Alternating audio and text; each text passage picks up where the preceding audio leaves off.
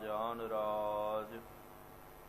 ਪਹਾਨਾਨ ਪਹਾਨ ਦੇਵਾਨ ਦੇਵ ਉਪਮਾ ਮਹਾਨ। ਧਨ ਧਨ ਜੁਗਹੁ ਜੁਗ ਅਟਲ।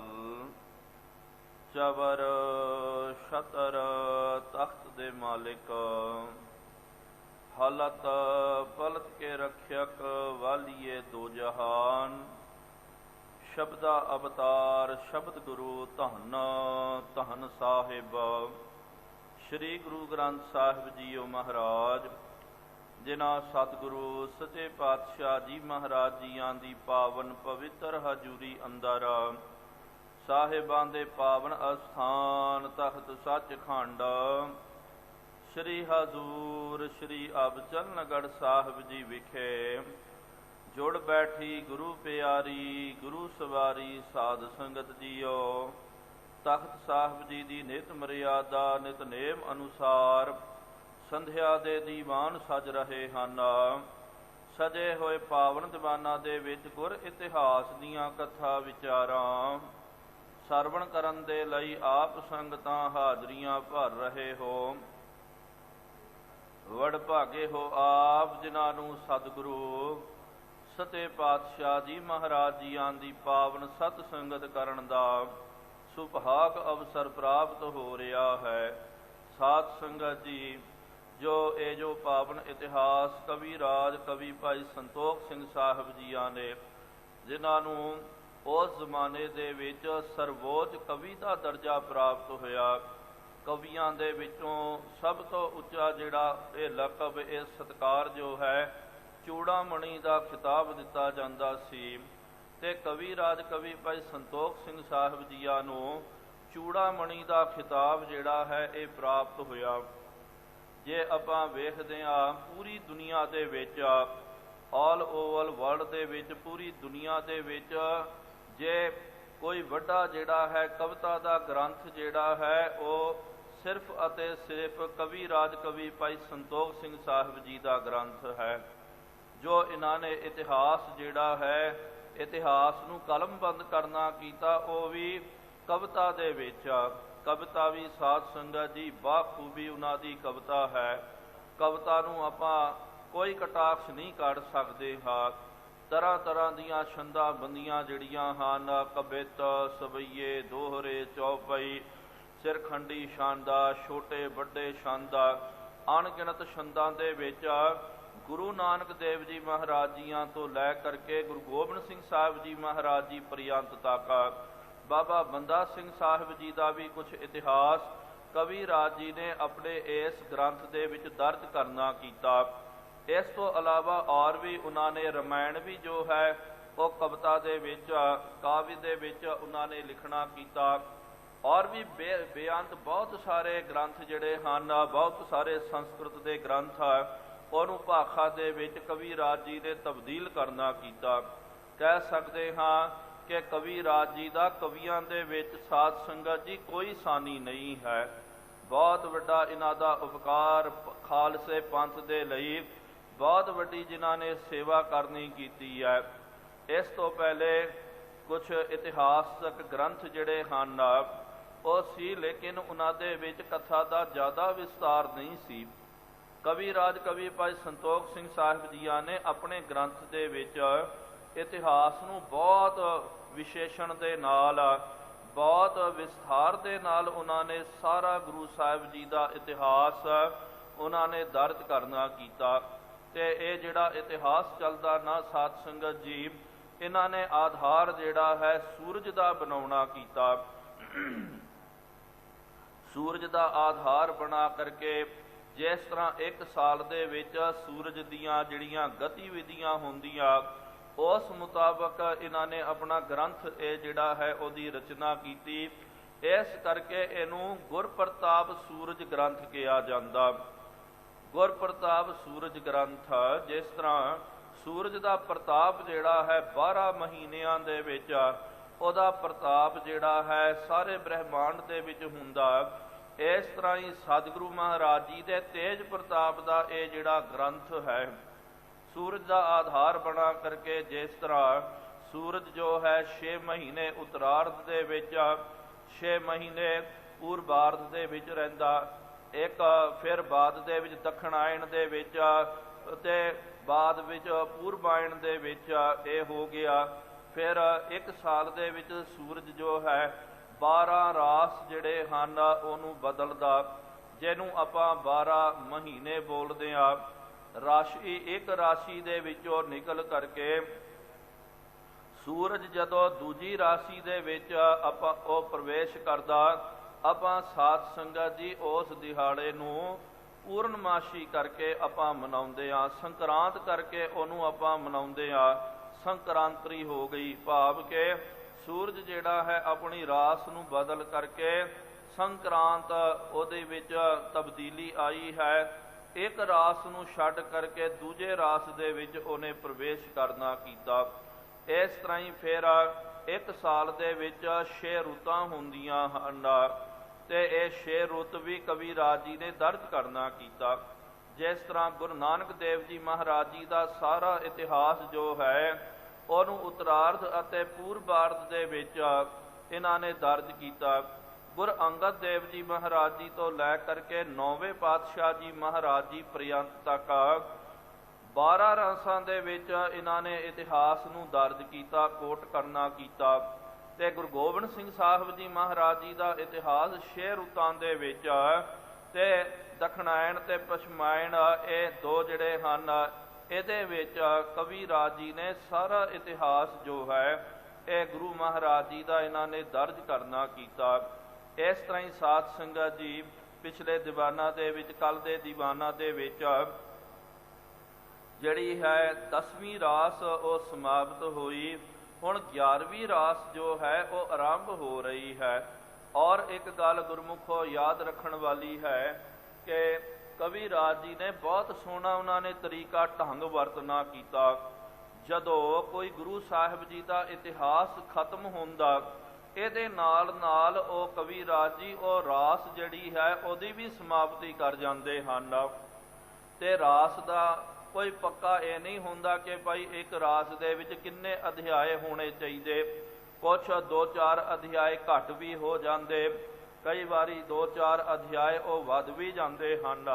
ਲੇਕਿਨ ਜ਼ਿਆਦਾ ਕਰਕੇ ਆਪਾਂ ਵੇਖਦੇ ਹਾਂ ਕਿ ਜੇ ਸਤਿਗੁਰੂ ਮਹਾਰਾਜ ਜੀ ਦਾ ਇਤਿਹਾਸ ਲੰਬੇਰਾ ਹੈ, ਜਿਸ ਤਰ੍ਹਾਂ 6ਵੇਂ ਪਾਤਸ਼ਾਹ ਧੰਨ ਸਾਹਿਬ ਸ੍ਰੀ ਗੁਰੂ ਹਰਗੋਬਿੰਦ ਸਾਹਿਬ ਜੀ ਮਹਾਰਾਜ ਜੀ ਦਾ ਬਹੁਤ ਲੰਬੇਰਾ ਵਿਸਥਾਰ ਦੇ ਨਾਲ ਕਵੀਰਾਜ ਜੀ ਨੇ ਗੁਰੂ ਅਰਜਨ ਦੇਵ ਜੀ ਮਹਾਰਾਜ ਜੀ ਦਾ ਅਤੇ ਨਾਲ ਗੁਰੂ 6ਵੇਂ ਪਾਤਸ਼ਾਹ ਜੀ ਮਹਾਰਾਜ ਜੀ ਦਾ ਇਤਿਹਾਸ ਜਿਹੜਾ ਵੇਖਿਆ ਜਾਵੇ, 6ਵੇਂ ਪਾਤਸ਼ਾਹ ਜੀ ਦਾ ਬਹੁਤ ਲੰਬੇਰਾ ਇਤਿਹਾਸ ਹੈ ਅਤੇ ਉਹ ਇਤਿਹਾਸ ਤਕਰੀਬਨ 3 ਰਾਸਾਂ ਦੇ ਵਿੱਚ ਉਹ ਆਉਂਦਾ। ਹੁਣ ਦੇਖੋ 8ਵੇਂ ਪਾਤਸ਼ਾਹ ਜੀ ਮਹਾਰਾਜ ਜੀ ਦਾ ਅਧਿਆਏ ਇਤਿਹਾਸ ਚੱਲ ਰਿਹਾ ਸੀ ਅਤੇ 8ਵੇਂ ਪਾਤਸ਼ਾਹ ਜੀ ਦਾ ਇਤਿਹਾਸ ਜ਼ਿਆਦਾ ਕਰਕੇ ਕਵੀਰਾਜ ਜੀ ਨੇ 10ਵੀਂ ਰਾਸ ਦੇ ਵਿੱਚ ਦਰਜ ਕਰਨਾ ਕੀਤਾ। ਅਤੇ 1-2 ਦਿਨ ਪਹਿਲਾਂ ਜਿਸ ਤਰ੍ਹਾਂ ਸਤਿਗੁਰੂ ਮਹਾਰਾਜ ਜੀ ਜੋਤੀ ਜੋਤ ਸਮਾ ਗਏ, ਇਹਦੇ ਨਾਲ ਹੀ ਫਿਰ ਇਹਨਾਂ ਨੇ ਰਾਸ ਦੀ ਸਮਾਪਤੀ ਕਰ ਦਿੱਤੀ। ਹੁਣ 11ਵੀਂ ਰਾਸ ਜਿਹੜੀ ਹੈ ਉਹ ਆਰੰਭ ਹੋਣ ਵਾਲੀ ਹੈ।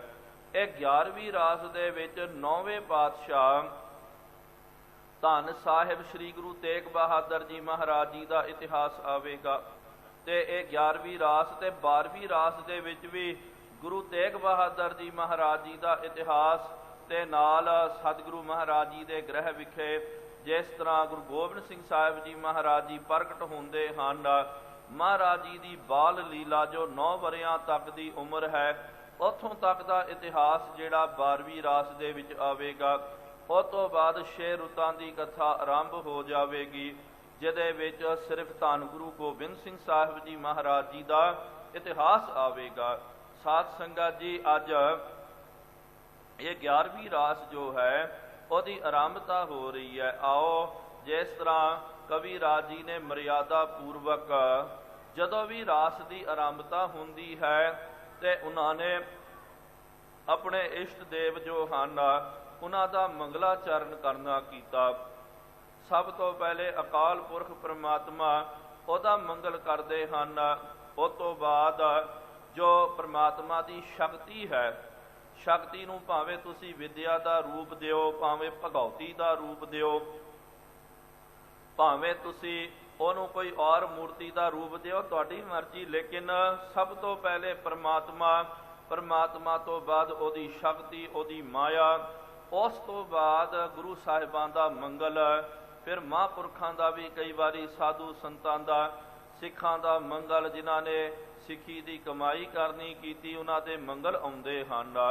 ਹੁਣ 11ਵੀਂ ਰਾਸ ਦੀ ਆਰੰਭਤਾ ਦੇ ਵਿੱਚ ਕਵੀ ਰਾਜ ਜੀ ਨੇ ਪਹਿਲਾਂ ਇਹ ਕਵੀ ਸੰਕੇਤਿਕ ਮਰਿਆਦਾ ਮੰਗਲ ਜਿਹੜੇ ਹਨ ਉਹਨਾਂ ਨੇ ਕਰਨੇ ਕੀਤੇ। ਪਹਿਲੇ ਸਾਧ ਸੰਗਤ ਜੀ ਇਹ ਮੰਗਲਾਂ ਦੀ ਕਥਾ ਹੋਵੇਗੀ, ਉਸ ਤੋਂ ਬਾਅਦ ਨਿਰੰਤਰ ਇਤਿਹਾਸ ਦੀ ਕਥਾ ਆਰੰਭ ਹੋ ਜਾਵੇਗੀ। ਆਓ ਗੁਰਮੁਖੋ, ਕੋਈ ਵੀ ਰਸਨਾ ਬਾਂਝੀ ਨਾ ਰਵੇ। ਜਿੱਥੇ ਜਿੱਥੇ ਆਪ ਜੀ ਵਿਰਾਜਮਾਨ ਹੋ, ਭਾਵੇਂ ਤਖਤ ਸਾਹਿਬ ਜੀ ਦੇ ਵਿੱਚ, ਭਾਵੇਂ ਦੇਸ਼ਾਂ ਵਿਦੇਸ਼ਾਂ ਦੇ ਵਿੱਚ, ਇੰਟਰਨੈਟ ਟੈਲੀਵਿਜ਼ਨ ਦੇ ਮਾਧਿਅਮ ਦੇ ਰਾਹੀਂ ਆਪ ਤਖਤ ਸਾਹਿਬ ਜੀ ਦੇ ਨਾਲ ਜੁੜੇ ਹੋਏ ਹੋ, ਜਿੱਥੇ ਜਿੱਥੇ ਆਪ ਜੀ ਵਿਰਾਜਮਾਨ ਹੋ, ਆਪਣੀ ਸੁਰਤੀ ਜੋ ਹੈ ਉਹ ਇਸ ਪਾਵਨ ਅਸਥਾਨ ਦੇ ਵਿੱਚ ਲਿਆ ਕਰਕੇ ਮਹਾਰਾਜ ਜੀ ਦੇ ਚਰਨਾਂ ਵਿੱਚ ਜੋੜਦਿਆਂ ਹੋਇਆਂ, ਸਤਿਗੁਰੂ ਮਹਾਰਾਜ ਜੀ ਦੇ ਪਾਵਨ ਦਰ ਘਰ ਤੇ ਆਪਣੀ ਹਾਜ਼ਰੀ ਨੂੰ ਦਰਜ ਕਰਵਾਉਂਦਿਆਂ ਹੋਇਆਂ ਪ੍ਰੇਮ ਅਤੇ ਸਤਿਕਾਰ ਸਹਿਤ ਉਚਾਰਨ ਕਰਨਾ ਕਰੋ ਜੀ ਸਤਿਨਾਮ ਸ਼੍ਰੀ ਵਾਹਿਗੁਰੂ ਜੀ। ਫਿਰ ਇੱਕ ਵਾਰੀ ਉਚਾਰਨ ਕਰੋ ਜੀ ਸਤਿਨਾਮ ਸ਼੍ਰੀ ਵਾਹਿਗੁਰੂ ਜੀ। ਸਤਿਨਾਮ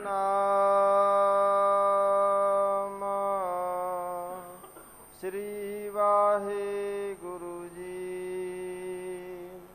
ਰਾਸ 11ਵੀਂ ਚੱਲੀ। ਇੱਥੋਂ ਸਾਧ ਸੰਗਤ ਜੀ 11ਵੀਂ ਰਾਸ ਜੋ ਹੈ ਉਹ ਆਰੰਭ ਹੋ ਰਹੀ ਹੈ। ਇੱਕ ਓੰਕਾਰ ਸਤਿਗੁਰ ਪ੍ਰਸਾਦ। ਸਭ ਤੋਂ ਪਹਿਲਾਂ ਕਵੀ ਰਾਜ ਕਵੀ ਭਾਈ ਸੰਤੋਖ ਸਿੰਘ ਸਾਹਿਬ ਜੀਆਂ ਨੇ ਇਹ ਜੋ ਮੰਗਲ ਹੈ ਧੰਨ ਸ਼੍ਰੀ ਗੁਰੂ ਗ੍ਰੰਥ ਸਾਹਿਬ ਜੀ ਮਹਾਰਾਜ ਜੀ ਦਾ ਇਹ ਪਾਵਨ ਮੰਗਲਾਚਰਨ ਉਚਾਰਨ ਕਰਨਾ ਕੀਤਾ ਹੈ। ਇਹ ਜੋ ਮੰਗਲਾਚਰਨ ਧੰਨ ਗੁਰੂ ਗ੍ਰੰਥ ਸਾਹਿਬ ਜੀ ਮਹਾਰਾਜ ਜੀ ਦੇ ਵਿੱਚ 524 ਵਾਰ ਇਹ ਪਾਵਨ ਮੰਗਲ ਆਇਆ। ਇੱਕ ਓੰਕਾਰ ਸਤਿਗੁਰ ਪ੍ਰਸਾਦ। ਇਸ ਤੋਂ ਇਲਾਵਾ ਇੱਕ ਓੰਕਾਰ ਤੋਂ ਗੁਰ ਪ੍ਰਸਾਦ ਤੱਕ ਇਹ ਵੀ ਸਾਧ ਸੰਗਤ ਜੀ 34 ਜਾਂ 35 ਵਾਰ ਕੁਛ ਇਹ ਮੰਗਲਾਚਰਨ ਆਏ। ਉਹ ਤੋਂ ਇਲਾਵਾ ਇੱਕ ਓੰਕਾਰ ਸਤਿਗੁਰ ਪ੍ਰਸਾਦ ਔਰ ਵੀ ਇਸ ਤਰ੍ਹਾਂ ਕੁਛ ਮੰਗਲ ਜਿਹੜੇ ਹਨ ਧੰਨ ਗੁਰੂ ਗ੍ਰੰਥ ਸਾਹਿਬ ਜੀ ਦੇ ਵਿੱਚ ਸਾਨੂੰ ਪ੍ਰਾਪਤ ਹੁੰਦੇ। ਲੇਕਿਨ ਸਭ ਤੋਂ ਜ਼ਿਆਦਾ ਜੋ ਵਿਸ਼ੇਸ਼ ਬੀਜ ਮੰਤਰ ਜੋ ਮੰਗਲਾਚਰਨ ਹੈ ਉਹ ਇਹ ਹੈ ਇੱਕ ਓੰਕਾਰ ਸਤਿਗੁਰ ਪ੍ਰਸਾਦ। ਇਹਦਾ ਮਤਲਬ ਸਤਿਗੁਰੂ ਮਹਾਰਾਜ ਜੀਆਂ ਨੇ ਇੱਥੇ ਹਿੰਸਾ ਲਾਇਆ, ਇੱਥੇ ਨੰਬਰ ਦੀ ਵਰਤੋਂ ਕਰਨੀ ਕੀਤੀ, ਕਿਹਾ ਕਿ ਉਹ ਪਰਮਾਤਮਾ ਇੱਕ ਹੈ। ਕਿਉਂਕਿ ਗੁਰਮੁਖੋ ਯਾਦ ਰੱਖੋ, ਜਦੋਂ ਆਪਾਂ ਅੱਖਰਾਂ ਦੇ ਵਿੱਚ ਇੱਕ ਲਿਖਦੇ ਹਾਂ, ਦੋ ਲਿਖਦੇ ਹਾਂ, ਅੱਖਰਾਂ ਦੇ ਅਰਥ ਬਦਲ ਜਾਂਦੇ ਹਨ। ਸਿਆਰੀ ਲੱਗ ਗਈ ਬਦਲ ਗਿਆ, ਔਂਕੜ ਲੱਗ ਗਿਆ ਬਦਲ ਗਿਆ, ਦੋਵੇਂ ਮੁਖ ਤੇ ਰੱਖ ਦਿੱਤੇ ਤਾਂ ਵੀ ਬਦਲ ਜਾਂਦੇ। ਕਿਉਂਕਿ ਇਹ ਬਹੁਤ ਇੱਕ ਗੂੜਾ ਵਿਸ਼ਾ ਹੈ ਭਾਸ਼ਾ ਦੇ ਵਿੱਚ। ਜੇ ਆਪਾਂ ਗ੍ਰਾਮਰ ਦੇ ਅਨੁਸਾਰ ਵੇਖਦੇ ਹਾਂ ਉਹਦੇ ਵਿੱਚ ਅੱਖਰਾਂ ਦੇ ਅਰਥ ਬਦਲ ਜਾਇਆ ਕਰਦੇ ਹਨ, ਲੇਕਿਨ ਨੰਬਰ ਜਿਹੜਾ ਹੁੰਦਾ ਨਾ, ਨੰਬਰ ਦਾ ਅਰਥ ਕਦੇ ਨਹੀਂ ਬਦਲਦਾ। ਭਾਵੇਂ ਤੁਸੀਂ ਹਿੰਦੁਸਤਾਨ ਵਿੱਚ ਹੋ, ਭਾਵੇਂ ਵਿਦੇਸ਼ਾਂ ਦੇ ਵਿੱਚ ਚੱਲ ਜਾਓ, ਜਿਹੜੇ ਮਰਜ਼ੀ ਇਲਾਕੇ ਵਿੱਚ ਚੱਲ ਜਾਓ, ਇੱਕ ਦਾ ਮਤਲਬ ਇੱਕ ਹੀ ਰਹੇਗਾ। ਬੋਲੀ ਵਿੱਚ ਉੱਥੇ ਬੋਲੀ ਬਦਲ ਜਾਵੇਗੀ, ਲੇਕਿਨ ਅਰਥਾਂ ਦੇ ਵਿੱਚ ਤੇ ਗਿਣਤੀ ਦੇ ਵਿੱਚ ਇਹ ਕਦੇ ਬਦਲਦੇ ਨਹੀਂ ਹਨ।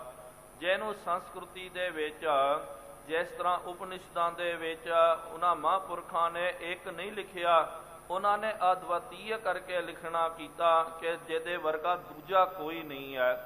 ਜਿਹਨੂੰ ਅਦਵੀਤੀय ਬੋਲਦੇ ਹਨ, ਸਤਿਗੁਰੂ ਮਹਾਰਾਜ ਜੀ ਨੇ ਏਕਾ ਲਾ ਕਰਕੇ ਕਹਿ ਦਿੱਤਾ ਕਿ ਭਾਈ ਉਹ ਇੱਕ ਹੈ।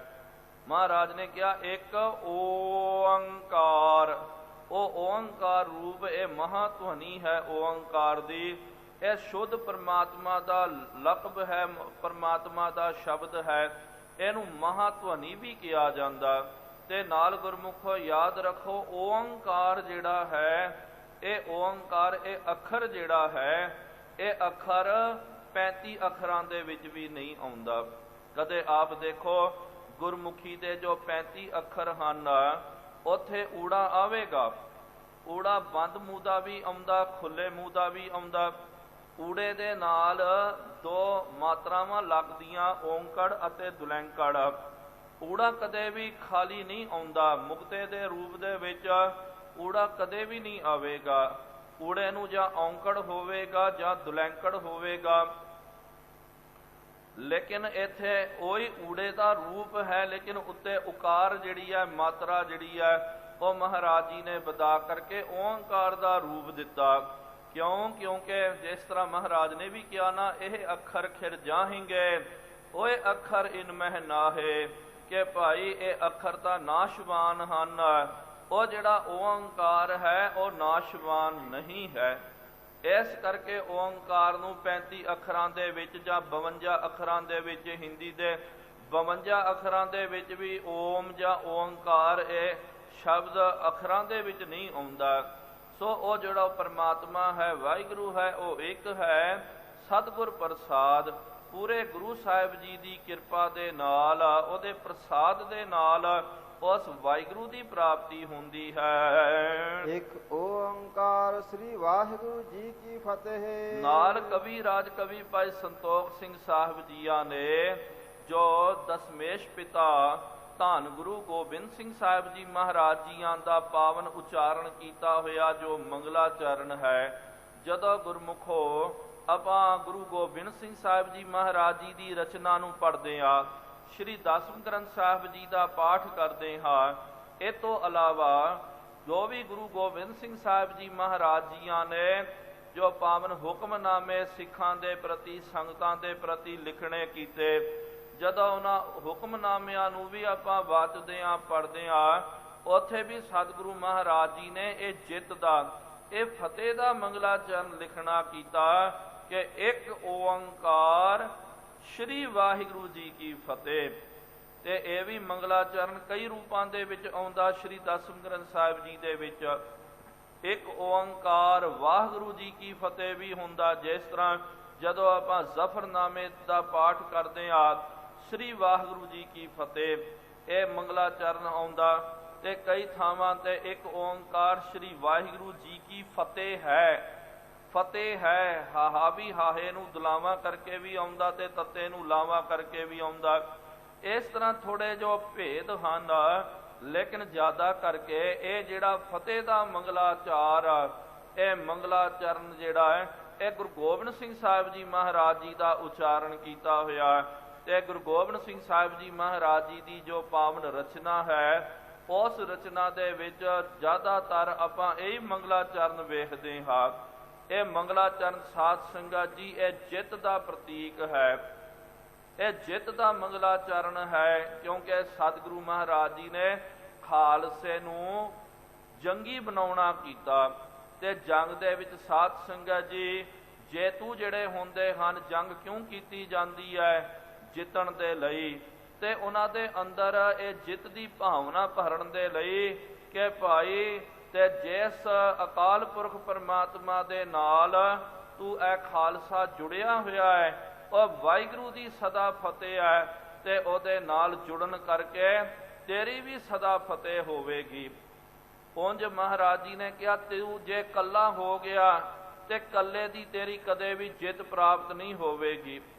ਕੱਲਾ ਤੂੰ ਕਦੇ ਵੀ ਜੇਤੂ ਨਹੀਂ ਅਖਵਾਵੇਗਾ। ਜੇ ਜੇਤੂ ਅਖਵਾਉਣਾ, ਤੈਨੂੰ ਉਸ ਵਾਹਿਗੁਰੂ ਦੇ ਨਾਲ ਜੁੜਨਾ ਪਵੇਗਾ।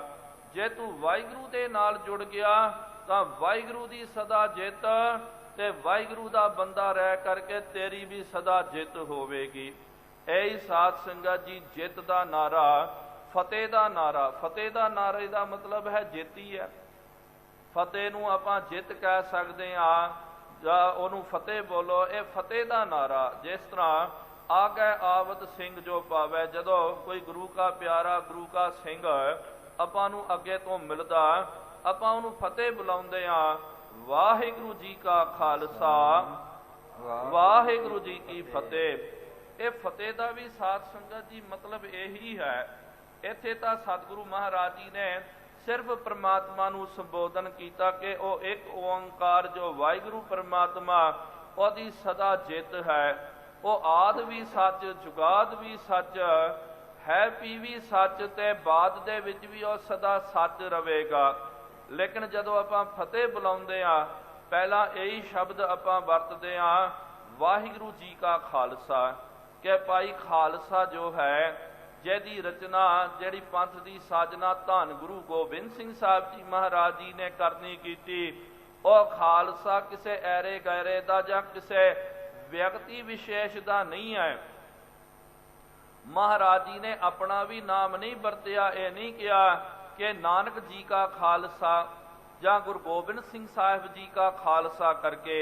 ਨਹੀਂ ਪਿਆਰਿਓ, ਮਹਾਰਾਜ ਜੀ ਨੇ ਆਪਣਾ ਜਿਹੜਾ ਨਾ ਸਭ ਜਿਹੜਾ ਹੈ ਪ੍ਰਮਾਤਮਾ ਦੇ ਚਰਨਾਂ ਵਿੱਚ ਸੌਂਪ ਦਿੱਤਾ, ਤੇ ਪ੍ਰਮਾਤਮ ਦੀ ਮੌਜ ਦੇ ਵਿੱਚੋਂ ਖਾਲਸਾ ਪੰਥ ਪ੍ਰਗਟ ਹੋਇਆ। ਇਸ ਕਰਕੇ ਮਹਾਰਾਜ ਨੇ ਕਿਹਾ ਕਿ ਖਾਲਸਾ ਵਾਹਿਗੁਰੂ ਜੀ ਕਾ ਹੈ, ਤੇ ਵਾਹਿਗੁਰੂ ਜੀ ਦੀ ਸਦਾ ਫਤਿਹ ਹੁੰਦੀ ਹੈ, ਉਹਨੂੰ ਸਦਾ ਜਿੱਤ ਪ੍ਰਾਪਤ ਹੁੰਦੀ ਹੈ। ਤੇ ਉਹ ਵਾਹਿਗੁਰੂ ਜੀ ਦੇ ਚਰਨਾਂ ਦੇ ਨਾਲ ਭਾਈ ਜੇ ਤੂੰ ਜੁੜ ਗਿਆ, ਤੇਰੀ ਵੀ ਲੋਕ ਅਤੇ ਪਰਲੋਕ ਦੇ ਵਿੱਚ ਸਦਾ ਜਿੱਤ ਹੋਵੇਗੀ, ਸਦਾ ਤੇਰੀ ਜੈ ਜੈਕਾਰ ਹੋਵੇਗੀ। ਅਥ ਇਕਾਦਸ਼ਮੀ ਰਾਸ ਲਿਖਿਆ ਤੇ ਇਥੋਂ ਸਾਧ ਸੰਗਤ ਜੀ ਇਕਾਦਸ਼ 10 ਦੇ ਉੱਤੇ ਇੱਕ ਲਾ ਦਿਓ, ਇਹ ਇਕਾਦਸ਼ ਬਣ ਜਾਂਦਾ ਹੈ। ਇਹ ਸੰਸਕ੍ਰਿਤੀ ਦਾ ਸ਼ਬਦ ਹੈ ਇਕਾਦਸ਼ ਕਰਕੇ, ਤੇ ਗੁਰੂ ਗ੍ਰੰਥ ਸਾਹਿਬ ਜੀ ਦੇ ਵਿੱਚ ਵੀ ਆਇਆ ਨਾ ਕਿ ਏਕਾਦਸ਼ੀ ਵਰਤ ਰਹਿ ਕਾਹੀ ਕੋ ਤੀਰਥ ਜਾਈ। ਕਿ ਏਕਾਦਸ਼ੀ ਜਿਸ ਤਰ੍ਹਾਂ 11 ਤਰੀਕ ਨੂੰ ਏਕਾਦਸ਼ੀ ਉਹ ਬੋਲਦੇ ਹਨ, ਤੇ ਇਥੋਂ ਸਾਧ ਸੰਗਤ ਜੀ ਇਕਾਦਸ਼ਮੀ ਭਾਵ ਕਿ 11ਵੀਂ ਰਾਸ ਉਹਦੀ ਆਰੰਭਤਾ ਹੋ ਰਹੀ ਹੈ। ਦੋਹਰਾ ਸਤਚਿਤ ਆਨੰਦ ਸਮਾਨ ਇੱਕ ਨਿਰਗੁਣ ਸਰਗੁਣ ਮਾਹੇ। ਸਭ ਤੋਂ ਪਹਿਲੇ ਕਵੀ ਰਾਜ ਜੀ ਨੇ ਉਸ ਪ੍ਰਮਾਤਮਾ ਦਾ, ਵਾਹਿਗੁਰੂ ਜੀ ਦਾ ਮੰਗਲਾਚਰਨ ਕਰਨਾ ਕੀਤਾ। ਕਿਹਾ ਕਿ ਉਹ ਵਾਹਿਗੁਰੂ ਪ੍ਰਮਾਤਮਾ ਹੈ ਸਤ। ਸਤ ਦਾ ਮਤਲਬ ਤ੍ਰਈ ਕਾਲ ਆਬਾਦ, ਜਿਹਨੂੰ ਮੂਲ ਮੰਤਰ ਦੇ ਵਿੱਚ ਆਪਾਂ ਪੜ੍ਹਦੇ ਹਾਂ ਕਿ ਆਦ ਸੱਚ, ਜੁਗਾਦ ਸੱਚ, ਹੈ ਭੀ ਸੱਚ, ਨਾਨਕ ਹੋਸੀ ਭੀ ਸੱਚ। ਕਿ ਉਹ ਪ੍ਰਮਾਤਮਾ ਜੋ ਆਦ ਵਿੱਚ ਵੀ ਸੱਚ ਹੈ, ਯੁਗਾਂ ਦੇ ਬਾਅਦ ਵਿੱਚ ਸੱਚ ਹੋਵੇਗਾ, ਹੁਣ ਵੀ ਉਹ ਸੱਚ ਹੈ, ਸਦਾ ਸਦਾ ਉਹ ਸੱਚ ਰਹੇਗਾ। ਇਸ ਕਰਕੇ ਉਹਨੂੰ ਸੱਤ ਕਿਹਾ। ਤੇ ਨਾਲ ਉਹ ਵਾਹਿਗੁਰੂ ਜੜ ਨਹੀਂ ਹੈ, ਉਹ ਟਿਕਿਆ ਹੋਇਆ ਨਹੀਂ ਹੈ। ਜਿਸ ਤਰ੍ਹਾਂ ਦਰਖਤ ਹੁੰਦੇ ਹਨ, ਪੱਥਰ ਹੁੰਦੇ ਹਨ, ਇਹ ਜੜ ਹੁੰਦੇ ਹਨ, ਲੇਕਿਨ ਉਹ ਵਾਹਿਗੁਰੂ ਜੀ ਦੀ ਸੱਤਿਆ ਜਿਹੜੀ ਹੈ ਉਹ ਜੜ ਨਹੀਂ ਹੈ, ਉਹ ਚੈਤन्य ਹੈ। ਚਿੱਤ ਦਾ ਮਤਲਬ ਇਹ ਸਾਧ ਸੰਗਤ ਜੀ ਮਨ, ਬੁੱਧ, ਚਿੱਤ ਉਸ ਅਰਥਾਂ ਦੇ ਵਿੱਚ ਨਹੀਂ ਹੈ। ਇਹ ਚਿੱਤ ਸ਼ਬਦ ਤਾਂ ਉਹੀ ਹੈ ਚਿੱਤ, ਲੇਕਿਨ ਚਿੱਤ ਦਾ ਮਤਲਬ ਹੈ ਇੱਥੇ ਚੈਤन्य, ਜੋ ਸਦਾ ਚੇਤਨ ਹੈ, ਚੰਚਲ ਹੈ, ਭਾਵ ਕਿ ਉਹ ਗਤੀਸ਼ੀਲ ਹੈ। ਸਦਾ ਉਹ ਸਾਰੇ ਬ੍ਰਹਿਮੰਡ ਜਿੰਨੇ ਵੀ ਉਹਦੀ ਹਸਤੀ ਦੇ ਵਿੱਚ ਚੈਤन्य ਦੇ ਰੂਪ ਦੇ ਵਿੱਚ ਉਹ ਵਰਤਣ ਵਾਲਾ ਹੈ, ਤੇ ਨਾਲ ਉਹਦੀ ਹੋਂਦ ਆਨੰਦ ਸਰੂਪ ਹੈ। ਧੰਨ ਗੁਰੂ ਗੋਬਿੰਦ ਸਿੰਘ ਸਾਹਿਬ ਜੀ ਮਹਾਰਾਜ ਜੀ ਨੇ ਕਿਹਾ ਕਿ ਆਨੰਦ ਸਰੂਪੀ ਅਨਹਦ ਰੂਪੀ। ਆਨੰਦ ਉਹਦਾ ਸਰੂਪ ਹੈ ਤੇ ਅਨਹਦ ਉਹਦਾ ਰੂਪ ਹੈ। ਸੱਚੇ ਪਾਤਸ਼ਾਹ ਜੀ ਨੇ ਇਹ ਜੋ ਬਚਨ ਕੀਤਾ ਜਾਪ ਸਾਹਿਬ ਦੇ ਵਿੱਚ ਆਪਾਂ ਪੜ੍ਹਦੇ ਹਾਂ, ਸਦਾ ਸੱਚ ਦਾ ਆਨੰਦ ਸਤਰੰਗ ਪ੍ਰਣਾਸੀ, ਕਰੀ ਮੁਲਕ ਨਿੰਦਾ ਸਮਸਤੁਲ ਨਿਵਾਸੀ।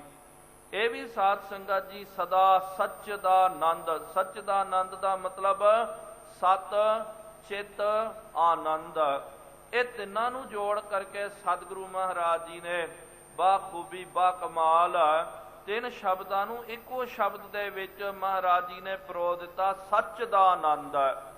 ਜਦੋਂ ਇਹਦੀ ਆਪਾਂ ਵਿਆਖਿਆ ਕਰਦੇ ਹਾਂ, ਵਿਆਖਿਆ ਇਹੀ ਬਣਦੀ ਹੈ ਸਤ, ਚਿੱਤ ਤੇ ਆਨੰਦ, ਇਹ ਉਹਦਾ ਸਰੂਪ ਹੈ। ਸਮਾਨ ਇੱਕ ਨਿਰਗੁਣ ਸਰਗੁਣ ਮਾਹੇ। ਇਹ ਜਿਹੜਾ ਹੈ ਉਹ ਨਿਰਗੁਣ ਦੇ ਵਿੱਚ ਵੀ ਤੇ ਅਤੇ ਸਰਗੁਣ ਦੇ ਵਿੱਚ ਵੀ ਉਹ ਸਮਾਹਿਤ ਹੈ, ਉਹ ਸਮਾ ਰਿਹਾ ਹੈ। ਕਿਉਂਕਿ ਗੁਰਮੁਖੋ ਕਈ ਵਾਰੀ ਜਿਹੜੇ ਹਨ ਵੇਖਣ ਵਾਲਿਆਂ ਨੇ ਸਰਗੁਣ ਦੇ ਵਿੱਚ ਹੀ ਰੱਬ ਦੇ ਰੂਪ ਨੂੰ ਉਹਨਾਂ ਨੇ ਅਲੰਕ੍ਰਿਤ ਕਰਨਾ ਕੀਤਾ। ਉਹ ਕਹਿੰਦੇ ਕਿ ਵਾਹਿਗੁਰੂ ਦਾ ਵਾਸਾ ਸਰਗੁਣ ਰੂਪ ਦੇ ਵਿੱਚ ਹੀ ਹੈ। ਸਰਗੁਣ ਦਾ ਮਤਲਬ ਜਿਹੜੇ ਪੰਜ ਭੂਤਾਂ ਦੇ ਵਿੱਚ ਕੋਈ ਤੱਤਾਂ ਦੇ ਵਿੱਚ ਆ ਜਾਵੇ ਉਹਨੂੰ ਸਰਗੁਣ ਬੋਲਦੇ ਹਨ। ਕਿ ਉਹ ਪਰਮਾਤਮਾ ਆਕਾਰ ਦੇ ਵਿੱਚ ਹੈ, ਇਹਨੂੰ ਆਪਾਂ ਆਕਾਰ ਅਤੇ ਨਿਰਾਕਾਰ ਵੀ ਕਹਿ ਸਕਦੇ ਹਾਂ। ਜਿੱਥੇ ਸਰਗੁਣ ਆ ਜਾਵੇਗਾ ਉੱਥੇ ਆਕਾਰ ਆ ਜਾਵੇਗਾ, ਉੱਥੇ ਤਤ ਆ ਜਾਵੇਗਾ। ਕੋਈ ਕਹਿੰਦਾ ਜੀ ਉਹ ਸਰਗੁਣ ਦੇ ਵਿੱਚ ਹੈ, ਕਈ ਜਿਹੜੇ ਹਨ ਵਿਦਾਂਤੀ ਕਹਿੰਦੇ ਕਿ ਨਹੀਂ ਭਾਈ ਸਰਗੁਣ ਤਾਂ ਮਿਥਿਆ ਹੈ, ਸਰਗੁਣ ਦੇ ਵਿੱਚ ਉਹਦਾ ਵਾਸਾ ਨਹੀਂ ਹੋ ਸਕਦਾ, ਉਹ ਪਰਮਾਤਮਾ ਨਿਰਗੁਣ ਰੂਪ ਦੇ ਵਿੱਚ ਹੈ। ਲੇਕਿਨ ਸਤਿਗੁਰੂ ਮਹਾਰਾਜ ਜੀ ਨੇ ਇਹ ਬਖੇੜਾ ਖਤਮ ਕਰ ਦਿੱਤਾ। ਸਤਿਗੁਰੂ ਮਹਾਰਾਜ ਜੀ ਨੇ ਕਿਹਾ ਨਾ, ਨਿਰਗੁਣ ਆਪ ਸਰਗੁਣ ਵੀ ਉਹੀ, ਕਲਾ ਤਹਾਰ ਜਿਨ ਸਗਲੀ ਮੋਹੀ। ਸਤਿਗੁਰੂ ਸੱਚੇ ਪਾਤਸ਼ਾਹ ਜੀ ਨੇ ਬਚਨ ਕੀਤਾ ਕਿ ਮੈਂ ਨਾਹੀ ਪ੍ਰਭ ਸਭ ਕਿਛ ਤੇਰਾ, ਈਘੈ ਨਿਰਗੁਣ ਊਘੈ ਸਰਗੁਣ, ਕੇਲ ਕਰਤ ਵਿੱਚ ਸੁਆਮੀ ਮੇਰਾ। ਕਿ ਕਦੇ ਉਹ ਪਰਮਾਤਮਾ ਵਾਹਿਗੁਰੂ ਸਰਗੁਣ ਦੇ ਵਿੱਚ ਵੀ ਉਹ ਕੇਲ ਕਰ ਰਿਹਾ, ਉਹਦੇ ਵਿੱਚ ਵਰਤ ਰਿਹਾ, ਤੇ ਨਿਰਗੁਣ ਦੇ ਵਿੱਚ ਵੀ ਉਹ ਖੇਡਾਂ ਪਿਆ ਕਰਦਾ ਹੈ। ਲੇਕਿਨ ਵੇਖਣ ਵਾਲੇ ਉਹ ਭਰਮ ਦੇ ਵਿੱਚ ਫਸ ਜਾਂਦੇ। ਸਰਗੁਣ ਵਿੱਚ ਵੇਖਣ ਵਾਲਾ ਉਹਨੂੰ ਸਰਗੁਣ ਤੱਕ ਸੀਮਿਤ ਕਰ ਦਿੰਦਾ ਹੈ, ਨਿਰਗੁਣ ਦੇ ਵਿੱਚ ਵੇਖਣ ਵਾਲਾ ਉਹਨੂੰ ਨਿਰਗੁਣ ਦੇ ਵਿੱਚ ਸੀਮਿਤ ਕਰ ਦਿੰਦਾ। ਲੇਕਿਨ ਸਤਿਗੁਰੂ ਮਹਾਰਾਜ ਜੀ ਨੇ ਤੀਜਾ ਰਾਹ ਦੱਸਿਆ ਕਿ ਭਾਈ ਨਿਰਗੁਣ ਵਿੱਚ ਵੀ ਨਿਰਗੁਣ ਆਪ, ਸਰਗੁਣ ਵੀ ਉਹੀ, ਕਲਾ ਤਹਾਰ ਜਿਨ ਸਗਲੀ ਮੋਹੀ। ਨਿਰਗੁਣ ਦੇ ਵਿੱਚ ਵੀ ਉਹ ਵਾਹਿਗੁਰੂ ਦਾ ਵਾਸਾ ਹੈ, ਤੇ ਸਰਗੁਣ ਦੇ ਵਿੱਚ ਵੀ ਤਾਂ ਉਹੀ ਪਰਮਾਤਮਾ ਦਾ ਵਾਸਾ ਹੈ। ਗਿਆਨਾਦਿਕ ਗੁਣ ਈਸ਼ ਕੇ ਜੀਵ ਬਿਖੈ ਇਹ ਨਾਹੇ। ਜਿਹੜੇ ਈਸ਼ ਹੁੰਦੇ ਹਨ, ਜਿਹਨੂੰ ਆਪਾਂ ਈਸ਼ਵਰ ਬੋਲਦੇ ਹਾਂ, ਭਾਵ ਕਿ ਜਿਹੜੇ ਜਿਨ੍ਹਾਂ ਨੂੰ ਆਪਾਂ ਆਮ ਸਿੱਧੇ ਸ਼ਬਦਾਂ ਦੇ ਵਿੱਚ ਮਹਾਂਪੁਰਖ ਬੋਲੋ, ਜਿਹੜੇ ਮਹਾਂਪੁਰਖ ਕਮਾਈਆਂ ਵਾਲੇ ਮਹਾਂਪੁਰਖ, ਸਿਰਫ ਸਾਧ ਸੰਗਤ ਜੀ ਇੱਕ ਤਾਂ ਹੁੰਦਾ ਕਥਨੀ ਦਾ ਜਿਹੜਾ ਹੈ ਮਹਾਂਪੁਰਖ, ਇੱਕ ਕਰਨੀ ਵਾਲਾ ਮਹਾਂਪੁਰਖ ਹੁੰਦਾ। ਕਥਨੀ ਵਾਲੇ ਤਾਂ ਜਿਹੜੇ ਹੁੰਦੇ ਤੇ ਉਹ ਤਾਂ ਬਹੁਤ ਸਾਰੇ ਹੁੰਦੇ ਹਨ। ਕਥਨੀ ਕਹਿ ਭਰਮ ਨਾ ਜਾਈ, ਸਭ ਕਥ ਕਥ ਰਹੀ ਲੁਕਾਈ। ਮਹਾਰਾਜ ਨੇ ਕਿਹਾ ਕਥਨ ਕਹਿਣ ਦੇ ਨਾਲ ਕੋਈ ਮਹਾਂਪੁਰਖ ਨਹੀਂ ਬਣ ਜਾਂਦਾ, ਉਹਦੇ ਲਈ ਤਾਂ ਕਮਾਈਆਂ ਕਰਨੀਆਂ ਪੈਂਦੀਆਂ। ਇੱਥੇ ਆਪਾਂ ਵੀ ਭਰਮਿਤ ਹੋ ਜਾਂਦੇ ਹਾਂ। ਕਈ ਵਾਰੀ ਲੋਕਾਂ ਨੇ ਕਿਹਨੂੰ ਲਕਬ ਦੇ ਦਿੱਤਾ ਜੀ ਸੰਤ ਜੀ ਕਰਕੇ, ਤੇ ਆਪਾਂ ਵੀ ਕਹਿ ਦਿੰਦੇ ਹਾਂ ਜੀ ਹਾਂ ਜੀ ਇਹ ਸੰਤ ਜੀ ਹੈ। ਕੋਈ ਕਹਿੰਦਾ ਜੀ ਮਹਾਂਪੁਰਖ ਹੈ, ਆਪਾਂ ਵੀ ਕਹਿ ਦਿੰਦੇ ਹਾਂ। ਭਾਵ ਕਿ ਉਹਦੀ ਕੋਈ ਕਥਨੀ ਕਰਨੀ ਨਾ ਹੋਵੇ ਤਾਂ ਵੀ ਆਪਾਂ ਫਿਰ ਉਹਦਾ ਬਾਣਾ ਲਿਬਾਸ ਵੇਖ ਕਰਕੇ ਉਹਨੂੰ ਉਹ ਦਰਜਾ ਦੇ ਦਿੰਦੇ ਹਨ। ਲੇਕਿਨ ਅਸਲੀ ਮਹਾਂਪੁਰਖ ਉਹ ਹੈ ਸਾਧ ਸੰਗਤ ਜੀ ਜਿਨ੍ਹਾਂ ਨੇ ਕਮਾਈਆਂ ਕਰਨੀਆਂ ਕੀਤੀਆਂ। ਕਈ ਵਾਰੀ ਇਹੋ ਜਿਹੇ ਕਮਾਈ ਕਰਨ ਵਾਲੇ ਮਹਾਂਪੁਰਖ ਜਿਨ੍ਹਾਂ ਦਾ ਅਤਾ ਪਤਾ ਵੀ ਨਹੀਂ ਹੁੰਦਾ, ਕੋਈ ਨਾਮ ਥਾਮ ਵੀ ਨਹੀਂ ਹੁੰਦਾ, ਜਦੋਂ ਤੱਕ ਜੀਵਤ ਰਹਿੰਦੇ ਕੋਈ ਮਹਾਂਪੁਰਖ ਕਹਿ ਕਰਕੇ ਵੀ ਉਹਨਾਂ ਨੂੰ ਸੰਬੋਧਨ ਨਹੀਂ ਕਰਦਾ। ਲੇਕਿਨ ਕਥਨੀ ਉਹਨਾਂ ਦੀ ਕਰਨੀ ਬਹੁਤ ਮਹਾਨ ਹੁੰਦੀ ਹੈ। ਤੇ ਇਹਦਾ ਮਤਲਬ ਗਿਆਨਾਦਿਕ ਗੁਣ ਈਸ਼ ਕੇ, ਉਹਨਾਂ ਨੂੰ ਆਪਾਂ ਈਸ਼ ਕਹਿ ਸਕਦੇ ਹਾਂ। ਤਿੰਨ ਤਰ੍ਹਾਂ ਦੇ ਇਹ ਜੋ ਹਨ, ਇੱਕ ਤਾਂ ਹੋ ਗਿਆ ਜੀਵ, ਤੇ ਦੂਜੇ ਨੰਬਰ ਦੇ ਵਿੱਚ ਹੁੰਦਾ ਈਸ਼ ਹੁੰਦਾ, ਤੀਜੇ ਨੰਬਰ ਦਾ ਹੁੰਦਾ ਬ੍ਰਹਮ। ਭਾਵ ਕਿ ਜੀਵ ਇੱਕਦਮ ਥੱਲੇ ਹੈ ਤੇ ਨਾਲ ਪਰਮਾਤਮਾ ਬ੍ਰਹਮ ਜੋ ਹੈ ਉਹ ਸਭ ਤੋਂ ਉੱਚੇ ਹੈ, ਤੇ ਵਿਚਕਾਰ ਜੋ ਹੈ ਉਹ ਈਸ਼ ਹੁੰਦੇ ਹਨ। ਉਹ ਜਿਹੜੇ ਈਸ਼ ਹੁੰਦੇ ਉਹਨਾਂ ਨੂੰ ਆਪਾਂ ਸਤਿਗੁਰੂ ਜੀ ਕਹਿ ਸਕਦੇ ਹਾਂ, ਮਹਾਂਪੁਰਖ ਆਪ ਜੀ ਕਹਿ ਸਕਦੇ ਹਾਂ, ਜਾਂ ਉਹਨਾਂ ਨੂੰ ਈਸ਼ਵਰ ਜਾਂ ਦੇਵ ਵੀ ਆਪਾਂ ਕਹਿ ਸਕਦੇ ਹਾਂ। ਇਸ ਕਰਕੇ ਯਾਦ ਰੱਖੋ ਇਹ ਜਿਹੜੇ ਸ਼ਬਦ ਹਨ ਨਾ ਗੁਰਮੁਖੋ, ਕਿ ਈਸ਼ਵਰ ਹੋ ਗਿਆ, ਦੇਵ ਹੋ ਗਿਆ, ਦੇਵਤਾ ਹੋ ਗਿਆ, ਇਹਦੇ ਨਾਲ ਜ਼ਿਆਦੀ ਐਲਰਜੀ ਨਹੀਂ ਕਰਨੀ ਚਾਹੀਦੀ ਹੈ। ਮਾਫ ਕਰਨਾ, ਅੱਜ ਦੇ ਜ਼ਮਾਨੇ ਦੇ ਵਿੱਚ ਕਈ ਤਾਰਕਿਕ ਲੋਕ ਇੰਨਾ ਜ਼ਿਆਦਾ ਤਰਕ ਕਰ ਜਾਂਦੇ। ਜਦੋਂ ਆਪਾਂ ਕਹਿ ਦਿੰਦੇ ਹਾਂ ਕਿ ਗੁਰੂ ਨਾਨਕ ਦੇਵ ਜੀ ਮਹਾਰਾਜ, ਤੇ ਜਦੋਂ ਦੇਵ ਸ਼ਬਦ ਲਾਇਆ ਜਾਂਦਾ ਉਹ ਕਹਿੰਦੇ ਜੀ ਦੇਖੋ ਜੀ ਗੁਰੂ ਨਾਨਕ ਦੇਵ ਜੀ ਨੂੰ ਵੀ ਦੇਵਤਾ ਬਣਾ ਦਿੱਤਾ। ਭਾਈ ਇੱਥੇ ਇਹ ਦੇਵਤੇ ਦੇ ਮਤਲਬ ਦੇ ਵਿੱਚ ਨਹੀਂ ਹੈ। ਦੇਵ ਦਾ ਮਤਲਬ ਹੁੰਦਾ ਜਿਨ੍ਹਾਂ ਦੇ ਅੰਦਰ ਦਿਵਯਤਾ ਹੁੰਦੀ ਹੈ।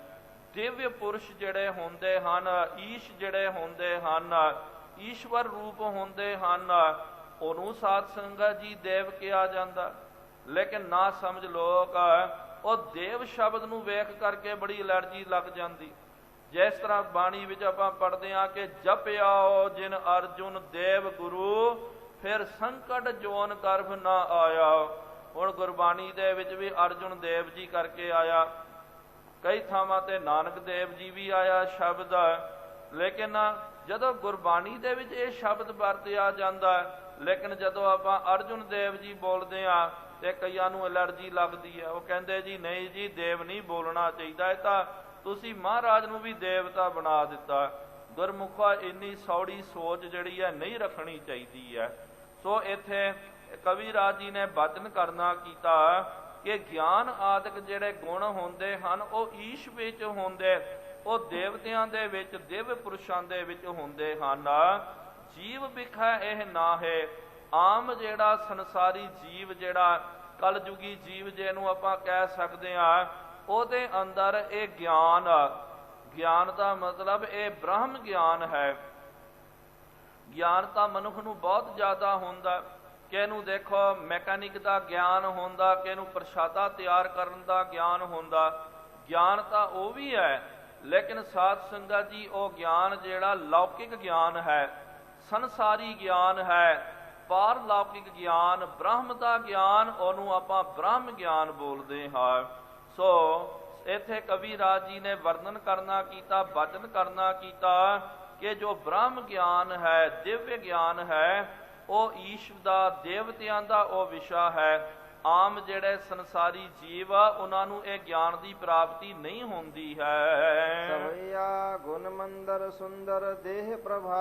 ਹੁਣ ਕਵੀਰਾਜ ਕਵੀ ਭਾਈ ਸੰਤੋਖ ਸਿੰਘ ਸਾਹਿਬ ਜੀਆਂ ਨੇ, ਇਹ ਤਾਂ ਹੋ ਗਿਆ ਵਾਹਿਗੁਰੂ ਜੀ ਦਾ ਮੰਗਲ, ਤੇ ਉਸ ਤੋਂ ਬਾਅਦ ਉਹਦੀ ਸ਼ਕਤੀ ਜਿਹੜੀ ਹੈ, ਕਿਉਂਕਿ ਵਿਦਵਾਨਾਂ ਨੇ ਉਹਦੀ ਸ਼ਕਤੀ ਨੂੰ ਵਿਦਿਆ ਰੂਪ ਦੇ ਵਿੱਚ, ਵਿਦਿਆ ਦੇ ਰੂਪ ਦੇ ਵਿੱਚ ਜਾਂ ਸਰਸਵਤੀ ਦੇ ਰੂਪ ਦੇ ਵਿੱਚ ਉਹਨਾਂ ਨੇ ਉਹਦੀ ਸ਼ਕਤੀ ਨੂੰ ਮੰਨਣਾ ਕੀਤਾ। ਛਤਰੀ ਲੋਕਾਂ ਨੇ ਉਹਨੂੰ, ਉਸ ਜਿਹੜੀ ਸ਼ਕਤੀ ਨੂੰ ਕਾਲਕਾ, ਭਵਾਨੀ, ਈਸ਼ਵਰੀ ਕਰਕੇ, ਭਗਉਤੀ ਕਹਿ ਕਰਕੇ ਛਤਰੀਆਂ ਨੇ ਉਹਨੂੰ ਉਸ ਰੂਪ ਦੇ ਵਿੱਚ ਮਾਇਆ ਨੂੰ ਮੰਨਣਾ ਕੀਤਾ ਹੈ। ਜਦੋਂ ਆਪਾਂ ਅਰਦਾਸ ਪੜ੍ਹਦੇ ਹਾਂ, ਅਰਦਾਸ ਦੀ ਪੌੜੀ ਦਾ, ਪਹਿਲੀ ਪੌੜੀ ਦਾ ਜਦੋਂ ਪਾਠ ਕਰਦੇ ਹਾਂ ਗੁਰਮੁਖੋ, ਜੋ ਗੁਰੂ ਗੋਬਿੰਦ ਸਿੰਘ ਸਾਹਿਬ ਜੀ ਮਹਾਰਾਜ ਜੀ ਨੇ ਉਚਾਰਨ ਕਰਨਾ ਕੀਤਾ, ਸ਼੍ਰੀ ਵਾਹਿਗੁਰੂ ਜੀ ਕੀ ਫਤਿਹ। ਉਸ ਤੋਂ ਬਾਅਦ ਆਪਾਂ ਸ਼੍ਰੀ ਭਗਉਤੀ ਜੀ ਸਹਾਏ। ਫਿਰ ਬਾਅਦ ਦੇ ਵਿੱਚ ਭਗਉਤੀ ਦਾ ਕੀ ਮਤਲਬ ਹੈ? ਭਗਉਤੀ ਸਾਧ ਸੰਗਤ ਜੀਓ ਪ੍ਰਮਾਤਮਾ ਦੀ ਨਿਰਗੁਣ ਨਿਰੋਲ ਜਿਹੜੀ ਸ਼ਕਤੀ ਜਿਹੜੀ ਹੈ, ਜਿਸ ਕਰਕੇ ਸਾਰੇ ਸੰਸਾਰ ਦੇ ਵਿੱਚ ਜਿਹੜਾ ਜਿਹਦਾ ਵਰਤਾਰਾ ਹੋ ਰਿਹਾ, ਸਾਰਾ ਜਗਤ ਜਿਹਦੀ ਉਸ ਮਾਇਆ ਦੇ ਕਰਕੇ ਇਹ ਸਾਰਾ ਜਗਤ ਹੋਂਦ ਦੇ ਵਿੱਚ ਆਇਆ, ਉਹਨੂੰ ਸਤਿਗੁਰੂ ਮਹਾਰਾਜ ਜੀ ਨੇ ਭਗਉਤੀ ਕਹਿ ਕਰਕੇ ਸੰਬੋਧਨ ਕਰਨਾ ਕੀਤਾ। ਕਿਉਂਕਿ ਸਤਿਗੁਰੂ ਮਹਾਰਾਜ ਛਤਰੀ ਕੋ ਪੂਤ ਹਾਂ ਬਾਮਨ ਕੋ ਨਹਿ, ਕਿ ਇਹ ਖਾਲਸਾ ਪੰਥ ਗੁਰੂ ਸਾਹਿਬ ਜੀ ਸਾਡਾ ਪੰਥ ਜਿਹੜਾ ਛਤਰੀਆਂ ਦਾ ਪੰਥ ਹੈ, ਇਸ ਕਰਕੇ ਮਹਾਰਾਜ ਜੀ ਨੇ ਉਹਨੂੰ ਭਗਉਤੀ ਦਾ ਰੂਪ ਦਿੱਤਾ ਹੈ। ਲੇਕਿਨ ਜਿਹੜੇ ਬ੍ਰਾਹਮਣ ਹੁੰਦੇ ਹਨ, ਵਿਦਵਾਨ ਹੁੰਦੇ ਹਨ, ਵਿਦਵਾਨਾਂ ਨੇ ਉਹਦੀ ਸ਼ਕਤੀ ਨੂੰ ਉਹ ਵਿਦਿਆ ਦਾ ਰੂਪ ਦਿੱਤਾ।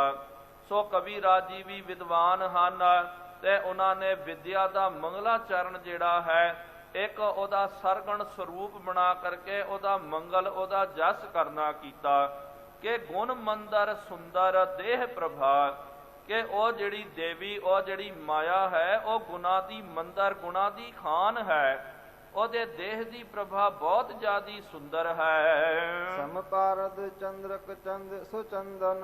ਸਮਪਾਰਦ, ਪਾਰਦ ਦਾ ਮਤਲਬ ਇੱਥੇ ਤਿੰਨ ਉਦਾਹਰਨਾਂ ਕਵੀਰਾਜ ਜੀ ਨੇ ਦਿੱਤੀਆਂ ਕਿ ਪਾਰੇ ਵਾਂਗੂ, ਜਿਸ ਤਰ੍ਹਾਂ ਪਾਰਾ ਜਿਹੜਾ ਹੈ ਬੜਾ ਚਿੱਟਾ ਹੁੰਦਾ ਹੈ। ਜਿਨ੍ਹਾਂ ਨੇ ਵੇਖਿਆ ਨਾ ਪਾਰਾ, ਇੱਕ ਤਾਂ ਇਹ ਮੈਟਲ ਜਿਹੜਾ ਹੁੰਦਾ ਪਾਰਾ ਬਹੁਤ ਜ਼ਿਆਦਾ ਭਾਰਾ ਹੁੰਦਾ ਹੈ, ਭਾਵ ਕਿ ਜੇ ਆਪਾਂ ਇੱਕ ਬਾਟੇ ਦੇ ਵਿੱਚ, ਉਹਦੇ ਵਿੱਚ ਤੁਸੀਂ ਪਾਣੀ ਭਰ ਲਿਓ, ਪਾਣੀ ਭਰ ਕੇ ਉਹਦਾ ਵੇਟ ਕਰਨਾ ਕਰੋ, ਬਹੁਤ ਹੋ ਗਿਆ ਜੇ ਪਈਆ ਉਹਦਾ ਤੁਹਾਨੂੰ ਵੇਟ ਪ੍ਰਾਪਤ ਹੋਇਆ, ਲੇਕਿਨ ਉਹੀ ਫਿਰ ਪਾਰਾ ਜਿਹੜਾ ਪਾਰਾ ਉਸ ਬਾਟੇ ਵਿੱਚ ਭਰ ਕੇ ਉਹਦਾ ਵੇਟ ਕਰਾਓ, ਤਕਰੀਬਨ 4-5 ਕਿਲੋ ਦਾ ਇਹ ਜਿਹੜਾ ਹੈ ਵੇਟ ਬਣ ਜਾਵੇਗਾ। ਕਿਉਂਕਿ ਪਾਰਾ ਜਿਹੜਾ ਬੜਾ ਭਾਰਾ ਹੁੰਦਾ ਹੈ ਤੇ ਨਾਲ ਪਾਰਾ ਜੋ ਹੈ ਬਹੁਤ ਚਿੱਟਾ ਹੁੰਦਾ ਹੈ।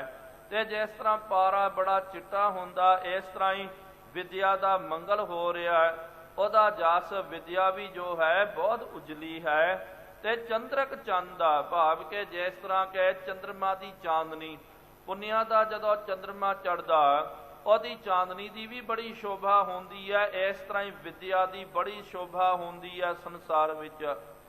ਤੇ ਜਿਹੜੇ ਵਿਦਿਆ ਦਾ ਅਰਜਨ ਕਰਦੇ ਹਨ, ਜਿਹੜੇ ਵਿਦਵਾਨ ਬਣ ਜਾਂਦੇ, ਗੁਣੀ ਗਿਆਨੀ ਜਿਹੜੇ ਸਮਝਦਾਰ ਬਣ ਜਾਂਦੇ, ਪੜ੍ਹੇ ਲਿਖੇ ਹੁੰਦੇ, ਤੇ ਜਿਸ ਤਰ੍ਹਾਂ ਕਿ ਚੰਦਰਮਾ ਦੀ ਚਾਂਦਨੀ ਦਾ ਬੜਾ ਪ੍ਰਕਾਸ਼ ਹੁੰਦਾ, ਇਸ ਤਰ੍ਹਾਂ ਉਹਨਾਂ ਲੋਕਾਂ ਦਾ, ਗੁਰਮੁਖਾਂ ਦਾ ਵੀ ਚੰਦਰਮਾ ਦੇ ਵੱਤ ਬੜਾ ਉਹਨਾਂ ਦਾ ਜਸ, ਉਹਨਾਂ ਦੀ ਸ਼ੋਭਾ ਹੁੰਦੀ ਹੈ।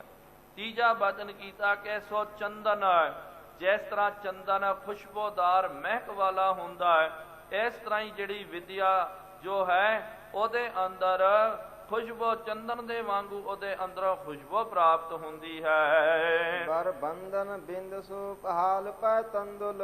ਤੇ ਉਸ ਇੱਥੇ ਕਵੀ ਰਾਜ ਜੀ ਨੇ ਇੱਕ ਰੂਪ ਬਣਾ ਕਰਕੇ ਸਣਗੁਣ ਰੂਪ ਦੇ ਵਿੱਚ ਇਹ ਮੰਗਲ ਕੀਤਾ ਕਿ ਜਿਸ ਤਰ੍ਹਾਂ ਬੀਬੀਆਂ ਜਿਹੜੀਆਂ ਹਨ ਸਿਰ ਦੇ ਵਿੱਚ ਪੱਟੀਆਂ ਗੁੰਨਦੀਆਂ ਤੇ ਨਾਲ ਬਿੰਦੀਆਂ ਲਾਉਂਦੀਆਂ ਹਨ। ਚੰਦ ਕਲਾ ਵਿੱਚ ਜੋ ਮਹਿ ਨੰਦਨ। ਤੇ ਉਹਦੇ ਉਸ ਬਿੰਦੀ ਦੇ ਵਿੱਚ ਜਿਹੜੇ ਚੌਲ ਆਦਿਕ ਲਾਏ ਜਾਂਦੇ ਤੇ ਉਹਦੀ ਸ਼ੋਭਾ ਜਿਸ ਤਰ੍ਹਾਂ ਚੰਦਰਮਾ ਦੇ ਵਿੱਚੋਂ ਕਿਰਨਾਂ ਨਿਕਲਦੀਆਂ, ਇਸ ਤਰ੍ਹਾਂ ਉਹਦੀ ਸ਼ੋਭਾ ਹੋ ਰਹੀ ਹੈ। ਕਰ ਬੰਦ ਕਰਾਂ ਪਦ ਬੰਧਨ ਕੋ। ਇਸ ਤਰ੍ਹਾਂ ਇਹ ਜਿਹੜੀ ਹੈ ਵਿਦਿਆ ਦੀ ਜੋ ਦੇਵੀ ਹੈ, ਉਹਦੇ ਅੱਗੇ ਹੱਥ ਜੋੜ ਕਰਕੇ ਮੈਂ ਬੰਦਨਾ ਕਰਨਾ ਕਰਾਂ। ਅਰਵਿੰਦ ਮਨਿੰਦ ਆਨੰਦ ਮਲਿੰਦਨ। ਤੇ ਉਹ ਜਿਹੜੀ ਹੈ ਜੋ ਵਿਦਿਆ ਦੀ ਦੇਵੀ, ਉਹ ਕਮਲ ਫੁੱਲ ਦੇ ਵਾਂਗੂ ਉਜਲੀ ਹੈ, ਖਿੜੀ ਹੋਈ ਹੈ। ਤੇ ਜਦੋਂ ਇਸ ਵਿਦਿਆ ਦਾ ਜਿਹਦੇ ਹਿਰਦੇ ਵਿੱਚ ਵਾਸਾ ਹੋ ਜਾਂਦਾ, ਉਹ ਜੀਵ ਆਨੰਦਿਤ ਹੋ ਜਾਂਦੇ ਹਨ। ਕਰ ਬੇਨਵਤੀ ਮੁਝ ਦੇਹੁ ਮਤੀ। ਕਵੀ ਰਾਜੀ ਕਹਿੰਦੇ ਕਿ ਇਹ ਹੱਥ ਦੇ ਵਿੱਚ ਵੀਣਾ ਧਾਰਨ ਕਰਨ ਵਾਲੀ ਸਰਸਵਤੀ ਵਿਦਿਆ ਦੀ ਦੇਵੀ ਮੁਝ ਦੇਹੁ ਮਤੀ, ਮੈਨੂੰ ਤੂੰ ਸ੍ਰੇਸ਼ਟ ਮਤ ਦੇਣਾ ਕਰ। ਕਿਉਂਕਿ ਜਿੰਨੀ ਸ੍ਰੇਸ਼ਟ ਮਤ ਹੋਵੇਗੀ, ਉਜਲੀ ਮਤ ਹੋਵੇਗੀ, ਰੌਸ਼ਨ ਦਿਮਾਗ ਹੋਵੇਗਾ, ਉਨਾ ਇਹ ਕਵਿਤਾ ਜੋ ਹੈ, ਇਹ ਵਿਦਿਆ ਜੋ ਹੈ, ਕਵਿਤਾ ਦਾ ਗੁਣ ਉਹਨਾਂ ਨੂੰ ਸਫੁਰਤ ਹੋਵੇਗਾ। ਕਿਉਂਕਿ ਸਾਧ ਸੰਗਤ ਜੀ ਯਾਦ ਰੱਖੋ, ਕਵਿਤਾ ਜੋ ਹੁੰਦੀ ਹੈ ਇਹ ਬਹੁਤ ਸੂਖਸ਼ਮ ਵਿਸ਼ਾ ਹੈ। ਆਮ ਕੋਈ ਮੋਟੀ ਮੱਤ ਵਾਲਾ ਕੋਈ ਬੰਦਾ ਜਿਹੜਾ ਹੁੰਦਾ, ਜਿਨ੍ਹਾਂ ਦਾ ਜ਼ਿਆਦਾ ਦਿਮਾਗ ਨਹੀਂ ਚੱਲਦਾ ਨਾ, ਤੇ ਯਾਦ ਰੱਖੋ ਉਹ ਕਵਿਤਾ ਦੀ ਤਾਂ ਕੀ ਰਚਨਾ ਕਰਨੀ, ਉਹ ਦੋ ਤੁਕ ਨੂੰ ਵੀ ਉਹ ਬਣਾ ਨਹੀਂ ਸਕਦੇ ਹਨ। ਕਿਉਂਕਿ ਤੁਕਾਂ ਬਣਾਉਣੀਆਂ ਤੇ ਤਰ੍ਹਾਂ ਤਰ੍ਹਾਂ ਦੇ ਸ਼ਬਦ ਵਰਤਨੇ, ਬਹੁਤ ਜ਼ਿਆਦਾ ਦਿਮਾਗ ਚਾਹੀਦਾ। ਹੁਣ ਕਈ ਵਾਰੀ ਇੱਕ ਇੱਕ ਪੰਕਤੀ ਦੇ ਵਿੱਚ ਕਈ ਅੱਖਰ ਆਉਂਦੇ ਹਨ, ਉਹਨਾਂ ਦੇ ਅਰਥ ਬਦਲ ਜਾਂਦੇ। ਤੇ ਹੁਣ ਕੁਝ ਸ਼ਬਦ ਹੁੰਦੇ, ਉਹਨਾਂ ਦੇ ਕਈ ਕਈ ਅਰਥ ਹੁੰਦੇ, ਤੇ ਉਹਨਾਂ ਅਰਥਾਂ ਨੂੰ ਯਾਦ ਰੱਖਣਾ ਪੈਂਦਾ। ਮੋਟੀ ਮੱਤ ਵਾਲਾ, ਜਿਨ੍ਹਾਂ ਦਾ ਜ਼ਿਆਦਾ ਦਿਮਾਗ ਨਹੀਂ ਚੱਲਦਾ, ਜਾਂ ਜਿਨ੍ਹਾਂ ਦੇ ਉੱਤੇ ਜ਼ਿਆਦਾ ਕਿਰਪਾ ਨਹੀਂ ਹੁੰਦੀ ਹੈ, ਉਹਨਾਂ ਨੂੰ ਸਾਧ ਸੰਗਤ ਜੀ ਹੁਣ ਦੇਖੋ, ਆਪਾਂ ਹੀ ਜਦੋਂ ਇਹਦੀ ਕਥਾ ਕਰਦੇ ਹਾਂ, ਇਸ ਗ੍ਰੰਥ ਦੀ ਵਿਚਾਰ ਕਰਦੇ ਹਾਂ, ਤੇ ਸਾਨੂੰ ਵੀ ਕਈ ਵਾਰੀ ਕੋਸ਼ ਲੈਣੇ ਪੈਂਦੇ ਹਨ। ਕੋਸ਼ਾਂ ਦੇ ਵਿੱਚੋਂ ਇਹਦੇ ਅਰਥ ਵੇਖਣੇ ਪੈਂਦੇ ਕਿ ਭਾਈ ਇਹਦਾ ਅਰਥ ਕੀ ਬਣਦਾ, ਇੱਥੇ ਇਹਦਾ ਕੀ ਅਰਥ ਲੱਗੇਗਾ। ਲੇਕਿਨ ਕਦੇ ਵਿਚਾਰ ਕਰਨਾ ਕਰੋ ਕਿ ਕਵੀ ਰਾਜ ਕਵੀ ਭਾਈ ਸੰਤੋਖ ਸਿੰਘ ਸਾਹਿਬ ਜੀ ਦਾ ਕਿੰਨਾ ਰੌਸ਼ਨ ਦਿਮਾਗ ਹੋਵੇਗਾ। ਇੱਕ ਸ਼ਬਦ ਉਹਦੇ ਕਈ ਅਰਥ ਆਉਂਦੇ ਤੇ ਉਹਨਾਂ ਨੂੰ ਕਿੰਨੇ ਅਰਥ ਯਾਦ ਹੋਣਗੇ, ਤਾਂ ਕਰਕੇ ਇੱਥੇ ਇਹਨਾਂ ਨੇ ਉਹ ਸ਼ਬਦ ਜਿਹੜਾ ਹੈ ਉਹਦੀ ਵਰਤੋਂ ਕਰਨੀ ਕੀਤੀ ਹੈ। ਜੇ ਤੁਹਾਨੂੰ ਸ਼ਬਦਾਂ ਦੇ ਅਰਥਾਂ ਦਾ ਪਤਾ ਹੀ ਨਹੀਂ ਹੋਵੇਗਾ, ਮਤ ਤੁਹਾਡੀ ਤੀਕਸ਼ਣ ਮਤ ਨਹੀਂ ਹੋਵੇਗੀ, ਤਾਂ ਤੁਹਾਨੂੰ ਅਰਥਾਂ ਦਾ ਕੀ ਪਤਾ ਲੱਗੇਗਾ। ਫਿਰ ਤੁਕਬੰਦੀ ਕਰਨੀ ਹੈ, ਛੰਦਾਬੰਦੀ ਕਰਨੀ ਹੈ, ਛੰਦਾਬੰਦੀ ਦੀ ਮਰਿਆਦਾ ਹੁੰਦੀ। ਤੇ ਕਵੀ ਰਾਜ ਜੀ ਦਾ ਜਦੋਂ ਆਪਾਂ ਇਤਿਹਾਸ ਪੜ੍ਹਦੇ ਹਾਂ, ਤੇ ਕਹਿੰਦੇ ਹਨ ਕਿ ਕਵੀ ਰਾਜ ਕਵੀ ਭਾਈ ਸੰਤੋਖ ਸਿੰਘ ਸਾਹਿਬ ਜੀ ਆਪਣੇ ਹੱਥ ਦੇ ਵਿੱਚ ਖੜਤਾਲਾ ਰੱਖਿਆ ਕਰਦੇ ਸਨ, ਤੇ ਖੜਤਾਲਾ ਲੈ ਕਰਕੇ ਉਹਨੂੰ ਵਜਾ ਕਰਕੇ ਮਾਤਰਾ ਪੂਰੀ ਕਰਦੇ ਸਨ। ਤੇ ਮਾਤਰਾ ਪੂਰੀ ਕਰਨਾ ਇਕਾਂਤ ਦੇ ਵਿੱਚ, ਜ਼ਿਆਦਾ ਕਰਕੇ ਜਿੱਥੇ ਪ੍ਰਕਿਰਤੀ ਦਾ ਨਿਵਾਸ ਹੁੰਦਾ, ਜਿੱਥੇ ਪ੍ਰਾਕ੍ਰਿਤਿਕ ਰੂਪ ਹੁੰਦੇ ਹਨ, ਦਰਿਆ ਦੇ ਕਿਨਾਰੇ ਹੋ ਗਿਆ ਜਾਂ ਸਗਣੇ ਦਰਖਤਾਂ ਦੇ ਵਿਚਕਾਰ ਹੋ ਗਿਆ, ਪਹਾੜੀਆਂ ਦੇ ਵਿੱਚ, ਜਿੱਥੇ ਸਿੱਧਾ ਬੰਦਾ ਜਿਹੜਾ ਕੁਦਰਤ ਦੇ ਨਾਲ ਜੁੜਦਾ ਤੇ ਉੱਥੇ ਜਾ ਕਰਕੇ ਮਨ ਬੜਾ ਸ਼ਾਂਤ ਹੋ ਜਾਂਦਾ। ਸੋ ਕਵੀ ਰਾਜ ਕਵੀ ਭਾਈ ਸੰਤੋਖ ਸਿੰਘ ਸਾਹਿਬ ਜੀ ਇਸ ਤਰ੍ਹਾਂ ਕੁਦਰਤੀ ਜਿਹੜੇ ਸੋਮੇ ਹੋਇਆ ਕਰਦੇ ਸਨ, ਉਹਨਾਂ ਸੋਮਿਆਂ ਦੇ ਕੋਲ ਉੱਥੇ ਜਾ ਕਰਕੇ ਇਕਾਂਤ ਦੇ ਵਿੱਚ ਤੇ ਨਾਲ ਇੱਕ ਦੋ ਲਿਖਾਰੀ ਲਿਖਣ ਵਾਲੇ ਉਹੀ ਹੋਇਆ ਕਰਦੇ, ਉੱਥੇ ਬੈਠ ਕਰਕੇ ਹੱਥ ਵਿੱਚ ਖੜਤਾਲਾ ਲੈ ਲੈਣਾ, ਉਹ ਖੜਤਾਲਾ ਲੈ ਕਰਕੇ ਉਹਦੇ ਨਾਲ ਹੀ ਮਾਤਰਾ ਪੂਰੀ ਕਰਦੇ ਸਨ। ਕਿਉਂਕਿ ਗੁਰਮੁਖੋ ਯਾਦ ਰੱਖੋ, ਛੰਦਾਬੰਦੀ ਦੀ ਆਪਣੀ ਜਾਤ ਹੁੰਦੀ ਹੈ, ਇੱਕ ਮਾਤਰਾ ਜਿਹੜੀ ਹੈ ਹਰੇਕ ਛੰਦ ਦੀ ਆਪਣੀ ਮਾਤਰਾ ਹੁੰਦੀ, ਇੱਕ ਵੀ ਲਗ ਮਾਤਰਾ ਵੀ ਘੱਟ ਵੱਧ ਜਾਵੇ ਉਹ ਛੰਦਾਬੰਦੀ ਬਣੀ ਨਹੀਂ ਸਕਦੀ, ਉਹ ਛੰਦ ਦੇ ਵਿੱਚ ਕਦੇ ਰਾਸੀ ਨਹੀਂ ਰਹਿੰਦਾ। ਸਵਈਏ ਦੀ ਆਪਣੀ ਇੱਕ ਚਾਲ ਹੁੰਦੀ ਹੈ, ਛੰਦਾਬੰਦੀ ਹੁੰਦੀ, ਤੇ ਤੁਸੀਂ ਵਿਚਾਰ ਕਰਨਾ ਕਰੋ ਕਿੰਨਾ ਜ਼ਿਆਦਾ ਰੌਸ਼ਨ ਦਿਮਾਗ ਹੋਵੇਗਾ ਕਵੀ ਰਾਜ ਜੀ ਦਾ, ਕਿੰਨੀ ਜ਼ਿਆਦੀ ਉਹਨਾਂ ਦੇ ਉੱਤੇ ਗੁਰੂ ਮਹਾਰਾਜ ਜੀ ਦੀ, ਵਾਹਿਗੁਰੂ ਜੀ ਦੀ ਕਿਰਪਾ ਹੋਵੇਗੀ ਕਿ ਦੁਨੀਆ ਦਾ ਸਭ ਤੋਂ ਵੱਡਾ ਇਤਿਹਾਸ ਦਾ ਗ੍ਰੰਥ ਉਹਨਾਂ ਨੇ ਕਵਿਤਾ ਦੇ ਵਿੱਚ ਲਿਖ ਦਿੱਤਾ। ਸਾਧ ਸੰਗਤ ਜੀ ਕਹਿਣ ਨੂੰ ਤਾਂ ਕੀ ਹੈ, ਅੱਜ ਕਈ ਸਾਡੇ ਵਰਗੇ ਜਿਹੜੇ ਅਖੌਤੀ ਵਿਦਵਾਨ ਅਖਵਾਉਂਦੇ ਹਨ, ਕੁਛ ਪ੍ਰਸੰਗ ਲੈ ਕਰਕੇ, ਕੁਛ ਇਹਦੇ ਵਿੱਚੋਂ ਪ੍ਰਸੰਗ ਲੈ ਕਰਕੇ ਤਰੋੜ ਮਰੋੜ ਕਰਕੇ ਉਹ ਸਿੱਧਾ ਜਿਹੜੀ ਹੈ ਪੂਰੇ ਇਸ ਗ੍ਰੰਥ ਦੇ ਉੱਤੇ ਲਕੀਰ ਮਾਰ ਦਿੰਦੇ, ਕਹਿ ਦਿੰਦੇ ਕਿ ਭਾਈ ਇਹ ਤੁਹਾਡਾ ਐਥੈਂਟਿਕ ਗ੍ਰੰਥ ਹੀ ਨਹੀਂ ਹੈ, ਜਾਂ ਉਹ ਸਿੱਧਾ ਕਟਾਕਸ਼ ਕਰ ਦਿੰਦੇ। ਤੇ ਕਵੀ ਰਾਜ ਕਵੀ ਭਾਈ ਸੰਤੋਖ ਸਿੰਘ ਸਾਹਿਬ ਜੀ ਨੇ ਜੋ ਪੰਥ ਦੇ ਉੱਤੇ ਇੰਨੀ ਵੱਡੀ ਸੇਵਾ ਕਰਨੀ ਕੀਤੀ, ਉਹਨਾਂ ਦੀ ਇਹ ਨਿੰਦਿਆ ਕਰ ਜਾਂਦੇ ਹਨ। ਹਾਂ ਸਾਧ ਸੰਗਤ ਜੀ, ਇੱਕ ਗੱਲ ਯਾਦ ਰੱਖੋ, ਕੁਝ ਪ੍ਰਸੰਗ ਜਿਹੜੇ ਹਨ ਬਹੁਤ ਘੱਟ ਪ੍ਰਸੰਗ ਜਾਂ ਕੁਝ ਇਤਿਹਾਸਕ ਘਟਨਾਵਾਂ ਜਿਹਦਾ ਇਤਿਹਾਸ ਦੇ ਨਾਲ ਜਾਂ ਗੁਰਮਤ ਦੇ ਨਾਲ ਮੇਲ ਨਹੀਂ ਹੁੰਦਾ, ਬਹੁਤ ਘੱਟ ਗਿਣਤੀ ਜੇ ਆਪਾਂ ਕਰਦੇ ਹਾਂ ਬਹੁਤ ਘੱਟ ਹੁੰਦੀਆਂ। ਲੇਕਿਨ ਕੁਝ ਲੋਕ ਉਹੀ ਕੁਝ ਇੱਕ ਆਧਾ ਪ੍ਰਸੰਗ ਲੈ ਕਰਕੇ ਉਹ ਘਟਨਾ ਦੋ ਚਾਰ ਪੰਕਤੀਆਂ ਲੈ ਕਰਕੇ ਉਹ ਭੰਡੀ ਜਾਂਦੇ ਹਨ, ਕਵੀ ਰਾਜ ਜੀ ਦੀ ਇਸ ਪਾਵਨ ਗ੍ਰੰਥ ਦੀ ਉਹ ਨਿੰਦਿਆ ਕਰਦੇ। ਗੁਰਮੁਖੋ ਯਾਦ ਰੱਖਣਾ ਚਾਹੀਦਾ, ਆ ਜਿਹੜਾ ਗ੍ਰੰਥ ਜਿੰਨੇ ਵੀ ਜੋ ਪਾਵਨ ਤਖਤ ਸਾਹਿਬਾਨ ਹਨ, ਇਤਿਹਾਸਕ ਗ੍ਰੰਥ ਹਨ, ਜਿੰਨੇ ਵੀ ਧਰਮ ਧਾਮ ਹਨ ਸਿੱਖ ਮਤ ਦੇ, ਸਾਰੇ ਧਰਮ ਅਸਥਾਨਾਂ ਦੇ ਵਿੱਚ ਇਸ ਪਾਵਨ ਗ੍ਰੰਥ ਦੀ ਕਥਾ ਚੱਲਦੀ ਹੈ।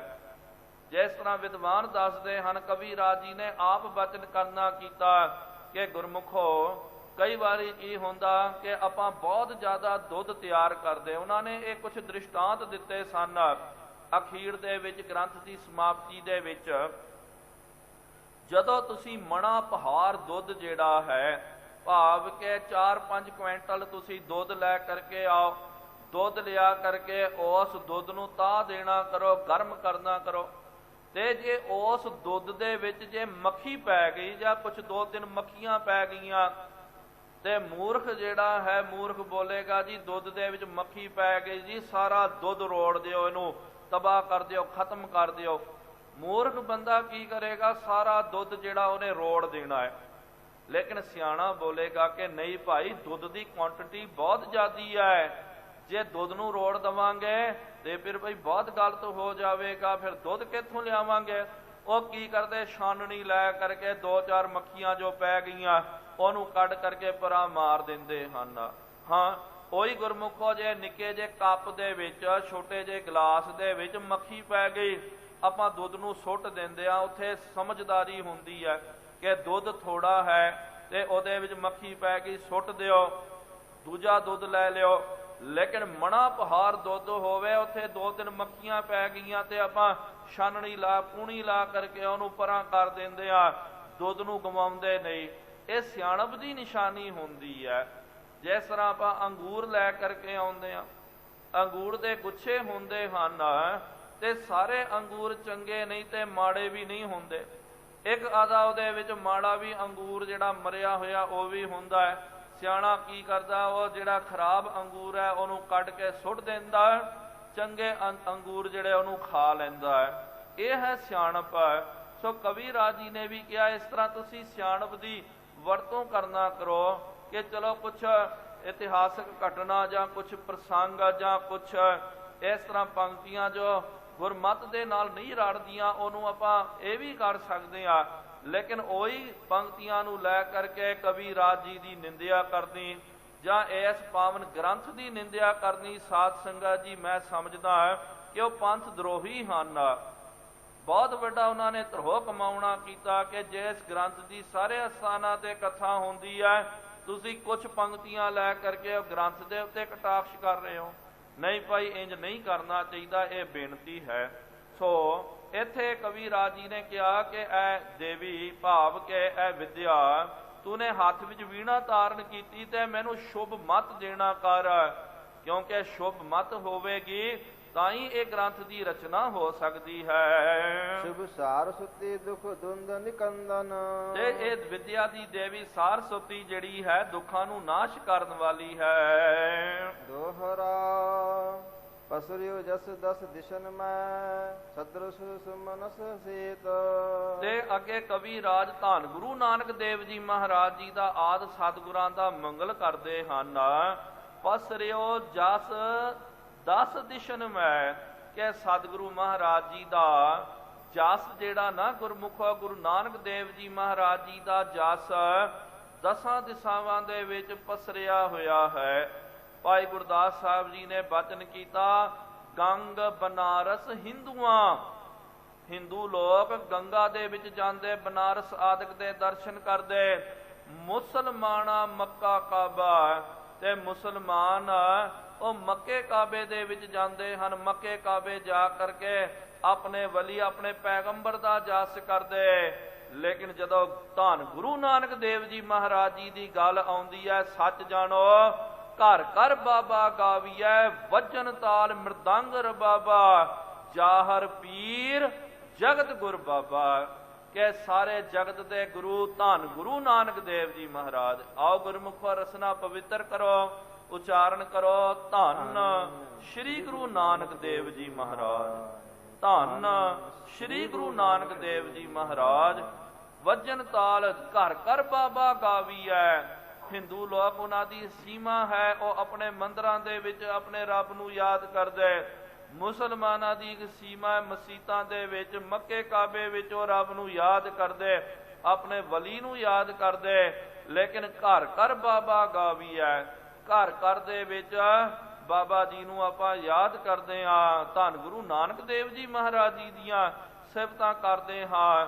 ਵੱਜਣ ਤਾਲ ਮ੍ਰਿਦੰਗ ਰਬਾਬਾ, ਗੁਰੂ ਕੇ ਸਿੱਖਾਂ ਦਾ ਘਰ ਸਾਧ ਸੰਗਤ ਜੀ ਇੱਕ ਧਰਮਸਾਲ ਹੀ ਹੈ। ਮਹਾਰਾਜ ਨੇ ਕਿਹਾ ਮੇਰੇ ਸਿੱਖ ਦਾ ਘਰ ਜਿਹੜਾ ਹੈ ਗੁਰੂ ਘਰ ਬਣਨਾ ਚਾਹੀਦਾ। ਜਿਹੜੇ ਗੁਰਮੁਖ ਪਿਆਰੇ ਜਿਹੜੇ ਹਨ, ਨਾਮ ਬਾਣੀ ਦੇ ਰਸੀਏ, ਕਦੇ ਆਪ ਵੇਖਣਾ ਕਰੋ, ਉਹਨਾਂ ਦੇ ਘਰ ਦੇ ਵਿੱਚ ਵੀ ਜਾਓ ਤੇ ਘਰ ਦੇ ਵਿੱਚ ਵੀ ਜਾਓਗੇ, ਧਰਮ ਅਸਥਾਨ ਦੀ ਤੁਹਾਨੂੰ ਫੀਲਿੰਗ ਪ੍ਰਾਪਤ ਹੋਵੇਗੀ, ਉਹੀ ਔਰਾ ਮਿਲੇਗਾ। ਕਿਉਂਕਿ ਉਹਨਾਂ ਦੇ ਘਰ ਦੇ ਵਿੱਚ ਵੀ ਗੁਰਮੁਖ ਪਿਆਰੇ ਅੰਮ੍ਰਿਤ ਵੇਲੇ ਉੱਠ ਕੇ ਗੁਰਬਾਣੀ ਦਾ ਜਾਪ ਕਰਦੇ ਹਨ। ਉਹਨਾਂ ਦੇ ਘਰ ਦੇ ਵਿੱਚ ਅੰਮ੍ਰਿਤ ਵੇਲੇ ਤੋਂ ਹੀ ਦਰਬਾਰ ਸਾਹਿਬ ਦਾ, ਹਜ਼ੂਰ ਸਾਹਿਬ ਦਾ ਤੇ ਥਾਂ ਥਾਂ ਦੇ ਜਿਹੜੇ ਕੀਰਤਨ ਲਾਈਵ ਟੈਲੀਕਾਸਟ ਹੁੰਦਾ ਉਹਦਾ ਆਨੰਦ ਲੈਂਦੇ। ਵੱਜਣ ਤਾਲ ਮ੍ਰਿਦੰਗ ਰਬਾਬਾ, ਘਰ ਦੇ ਵਿੱਚ ਟੈਲੀਵਿਜ਼ਨ ਲਾਓ ਤੇ ਜਿਹੜਾ ਇਹ ਚੱਲਦਾ ਕੀਰਤਨ ਚੱਲਦਾ, ਉਹਦੀ ਧੁਨੀ ਤਾਂ ਘਰ ਦੇ ਵਿੱਚ ਹੋ ਰਹੀ ਨਾ, ਉਹੀ ਵੱਜਣ ਤਾਲ ਵੱਜਦੇ ਹਨ, ਮ੍ਰਿਦੰਗ ਰਬਾਬ ਆਦਿਕ ਉਹਨਾਂ ਦੇ ਘਰਾਂ ਦੇ ਵਿੱਚ ਵੱਜਦੀਆਂ ਹਨ। ਜ਼ਾਹਰ ਪੀਰ ਜਗਤ ਗੁਰ ਬਾਬਾ, ਸਤਿਗੁਰੂ ਗੁਰੂ ਨਾਨਕ ਦੇਵ ਜੀ ਮਹਾਰਾਜ ਜ਼ਾਹਰ ਪੀਰ ਹਨ। ਸਾਰੇ ਬ੍ਰਹਿਮੰਡ ਦੇ ਵਿੱਚ ਗੁਰੂ ਨਾਨਕ ਦੇਵ ਜੀ ਮਹਾਰਾਜ ਜ਼ਾਹਰ ਜ਼ਹੂਰ ਹੈ ਕਿ ਹਾਜ਼ਰ ਹਜ਼ੂਰ ਹੈ, ਜ਼ਾਹਰ ਜ਼ਹੂਰ ਹਨ। ਤੇ ਸਦ੍ਰਿਸ਼ ਸੁਮਨਸ ਸੇਤ, ਕਵੀ ਰਾਜ ਜੀ ਨੇ ਇੱਕ ਦ੍ਰਿਸ਼ਟਾਂਤ ਦਿੱਤਾ ਕਿ ਚਿੱਟਾ ਫੁੱਲ ਜਿਹੜਾ ਹੁੰਦਾ ਨਾ ਗੁਰਮੁਖੋ, ਚਿੱਟਾ ਫੁੱਲ, ਤਰ੍ਹਾਂ ਤਰ੍ਹਾਂ ਦੇ ਫੁੱਲ ਹੁੰਦੇ ਹਨ, ਜਾਈ ਦਾ, ਜੂਈ ਦਾ, ਚਮੇਲੀ ਦਾ, ਮੋਗਰੇ ਦਾ, ਇਹ ਚਿੱਟੇ ਫੁੱਲ ਹੁੰਦੇ ਤੇ ਇਹਨਾਂ ਦਾ ਬੜਾ ਜਸ ਹੁੰਦਾ, ਦੇਖਣ ਨੂੰ ਵੀ ਬੜੇ ਖੂਬਸੂਰਤ ਹੁੰਦੇ ਤੇ ਨਾਲ ਇਹਨਾਂ ਦੇ ਵਿੱਚੋਂ ਮਹਿਕ ਨਿਕਲਦੀ ਹੈ। ਇਸ ਤਰ੍ਹਾਂ ਹੀ ਸਤਿਗੁਰੂ ਮਹਾਰਾਜ ਜੀ ਦਾ ਨਿਰਮਲ ਜਸ ਚਿੱਟੇ ਫੁੱਲਾਂ ਦੇ ਵਾਂਗੂ ਘਰ ਘਰ ਦੇ ਵਿੱਚ ਹੋ ਰਿਹਾ। ਅਜ਼ਮਤ ਜੁਤ ਜੀਤਿਓ ਜਗਤ ਸ੍ਰੀ ਨਾਨਕ ਸੁਖ ਦੇਤ। ਸਤਿਗੁਰੂ ਮਹਾਰਾਜ ਜੀ ਨੇ ਅਜ਼ਮਤਾਂ ਦੇ ਨਾਲ, ਅੱਜ ਕਈ ਲੋਕ ਕਹਿ ਦਿੰਦੇ ਜੀ ਕੋਈ ਅਜ਼ਮਤ, ਕੋਈ ਸ਼ਕਤੀਆਂ, ਕੋਈ ਕਰਾਮਾਤਾਂ ਨਹੀਂ ਹੁੰਦੀਆਂ। ਗੁਰਮੁਖੋ ਯਾਦ ਰੱਖੋ, ਮਹਾਰਾਜ ਨੇ ਕਿਹਾ ਗੁਰੂ ਘਰ ਦੇ ਕੂਕਰਾਂ ਦੇ ਵਿੱਚ ਵੀ ਅਜ਼ਮਤਾਂ ਹਨ, ਕਰਾਮਾਤਾਂ ਹਨ। ਗੁਰੂ ਘਰ ਦੇ ਕੁੱਤੇ ਜਿਹੜੇ ਹਨ ਉਹਨਾਂ ਦੇ ਵਿੱਚ ਵੀ ਕਰਾਮਾਤਾਂ ਭਰੀਆਂ ਹੋਈਆਂ। ਤੇ ਇਹ ਤਾਂ ਅਜ਼ਮਤੀ ਹੈ ਨਾ, ਇਹ ਤਾਂ ਸ਼ਕਤੀ ਹੈ ਨਾ ਕੋਈ ਤਾਂ ਸ਼ਕਤੀ ਹੋਵੇਗੀ ਮਹਾਰਾਜ ਜੀ ਦੇ ਕੋਲ।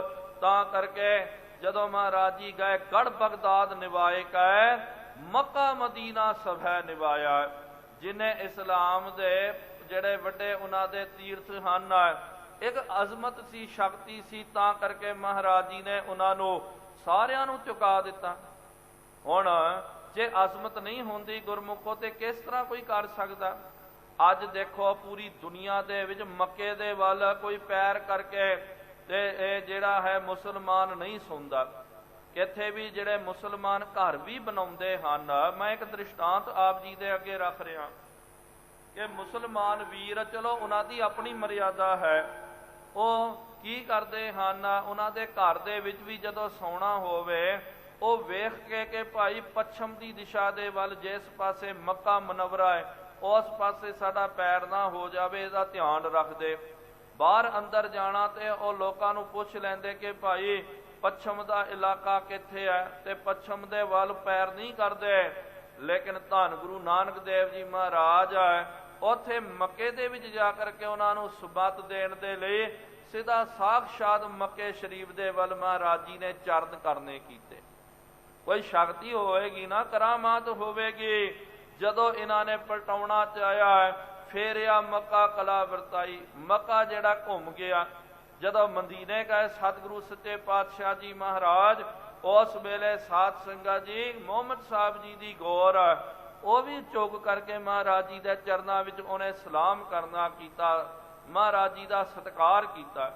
ਜਦੋਂ ਪਾਤਸ਼ਾਹ ਜੀ ਬਗਦਾਦ ਸ਼ਰੀਫ ਗਏ ਹਨ, ਉੱਥੇ ਬਗਦਾਦ ਦੇ ਵਿੱਚ ਜਾ ਕਰਕੇ ਪਾਤਾਲਾ ਪਾਤਾਲ, ਲੱਖ ਆਗਾਸਾ ਆਗਾਸ, ਬੜੇ ਕੱਟਰ ਲੋਕ ਰਹਿੰਦੇ ਸਨ।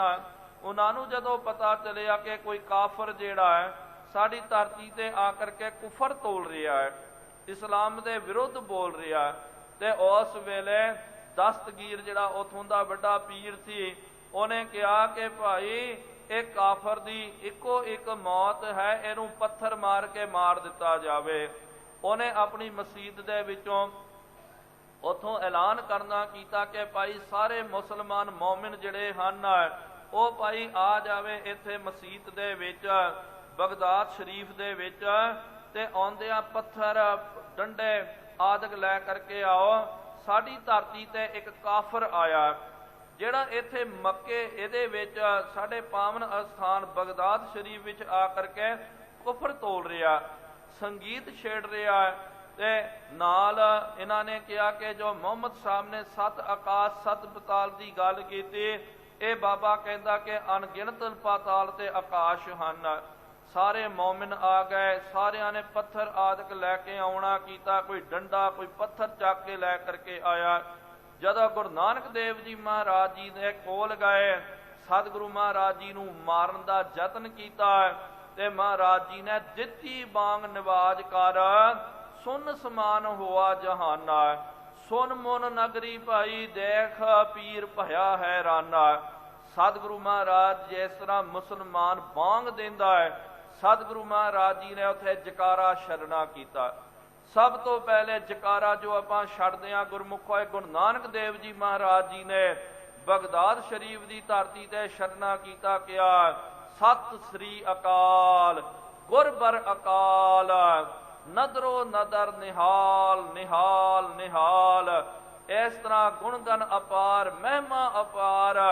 ਇਹ ਸਤਿਗੁਰੂ ਮਹਾਰਾਜ ਜੀ ਨੇ ਵਿਦਵਾਨ ਜਕਾਰੇ ਦੇ ਆਪਣੇ ਆਪਣੇ ਰੂਪ ਦੱਸਦੇ, ਲੇਕਿਨ ਮਹਾਰਾਜ ਜੀ ਨੇ ਜਦੋਂ ਇਹ ਉੱਥੇ ਜਕਾਰਾ ਛੱਡਣਾ ਕੀਤਾ, ਸਤਿ ਸ੍ਰੀ ਅਕਾਲ ਗੁਰਬਰ ਅਕਾਰ ਦਾ ਨਾਰਾ ਬੁਲੰਦ ਕੀਤਾ, ਤੇ ਮਹਾਰਾਜ ਜੀ ਦੀ ਸ਼ਕਤੀ ਅਜ਼ਮਤਾਂ ਦੇ ਨਾਲ ਜਿਹੜੇ ਬੰਦੇ ਆਏ ਸੀ ਨਾ ਪੱਥਰ ਮਾਰ ਕੇ ਮਹਾਰਾਜ ਨੂੰ ਸ਼ਹੀਦ ਕਰਨ ਦੇ ਲਈ, ਉਹਨਾਂ ਦੇ ਪੱਥਰ ਹੱਥਾਂ ਵਿੱਚ ਲੱਗ ਗਏ। ਉਹਨਾਂ ਦੇ ਡੰਡੇ ਜਿਹੜੇ ਹਨ ਹੱਥਾਂ ਵਿੱਚ ਲੱਗ ਗਏ ਤੇ ਉਹ ਦਸਤਗੀਰ ਕਹਿੰਦਾ, ਪੀਰ ਕਹਿੰਦਾ ਕਿ ਮਾਰੋ, ਪੱਥਰ ਮਾਰੋ, ਡੰਡੇ ਮਾਰੋ। ਇੱਕ ਦਾ ਵੀ ਪੱਥਰ ਨਹੀਂ ਚੱਲਿਆ। ਪਤਾ ਚੱਲ ਗਿਆ ਕਿ ਇਹ ਬਾਬਾ ਜਿਹੜਾ ਅਜ਼ਮਤੀ ਬਾਬਾ ਹੈ, ਇਹਦੇ ਕੋਲ ਸ਼ਕਤੀਆਂ ਹਨ। ਫਿਰ ਸਾਰਾ ਨਗਰ ਮੁਰੀਦ ਬਣ ਗਿਆ। ਉਹ ਜਿਹੜਾ ਕਾਜੀ ਨੇ ਜੋ ਫਤਵਾ ਜਾਰੀ ਕੀਤਾ ਸੀ ਨਾ ਕਿ ਭਾਈ ਇਹਨਾਂ ਨੂੰ ਪੱਥਰ ਮਾਰ ਕੇ ਮਾਰ ਦਿੱਤਾ ਜਾਵੇ, ਖੁਦ ਆ ਕਰਕੇ ਮਹਾਰਾਜ ਜੀ ਦੇ ਚਰਨਾਂ ਦਾ ਮੁਰੀਦ ਬਣ ਗਿਆ। ਮਹਾਰਾਜ ਜੀ ਦੇ ਚਰਨਾਂ ਦੇ ਵਿੱਚ ਢਹਿ ਹੋ ਗਿਆ।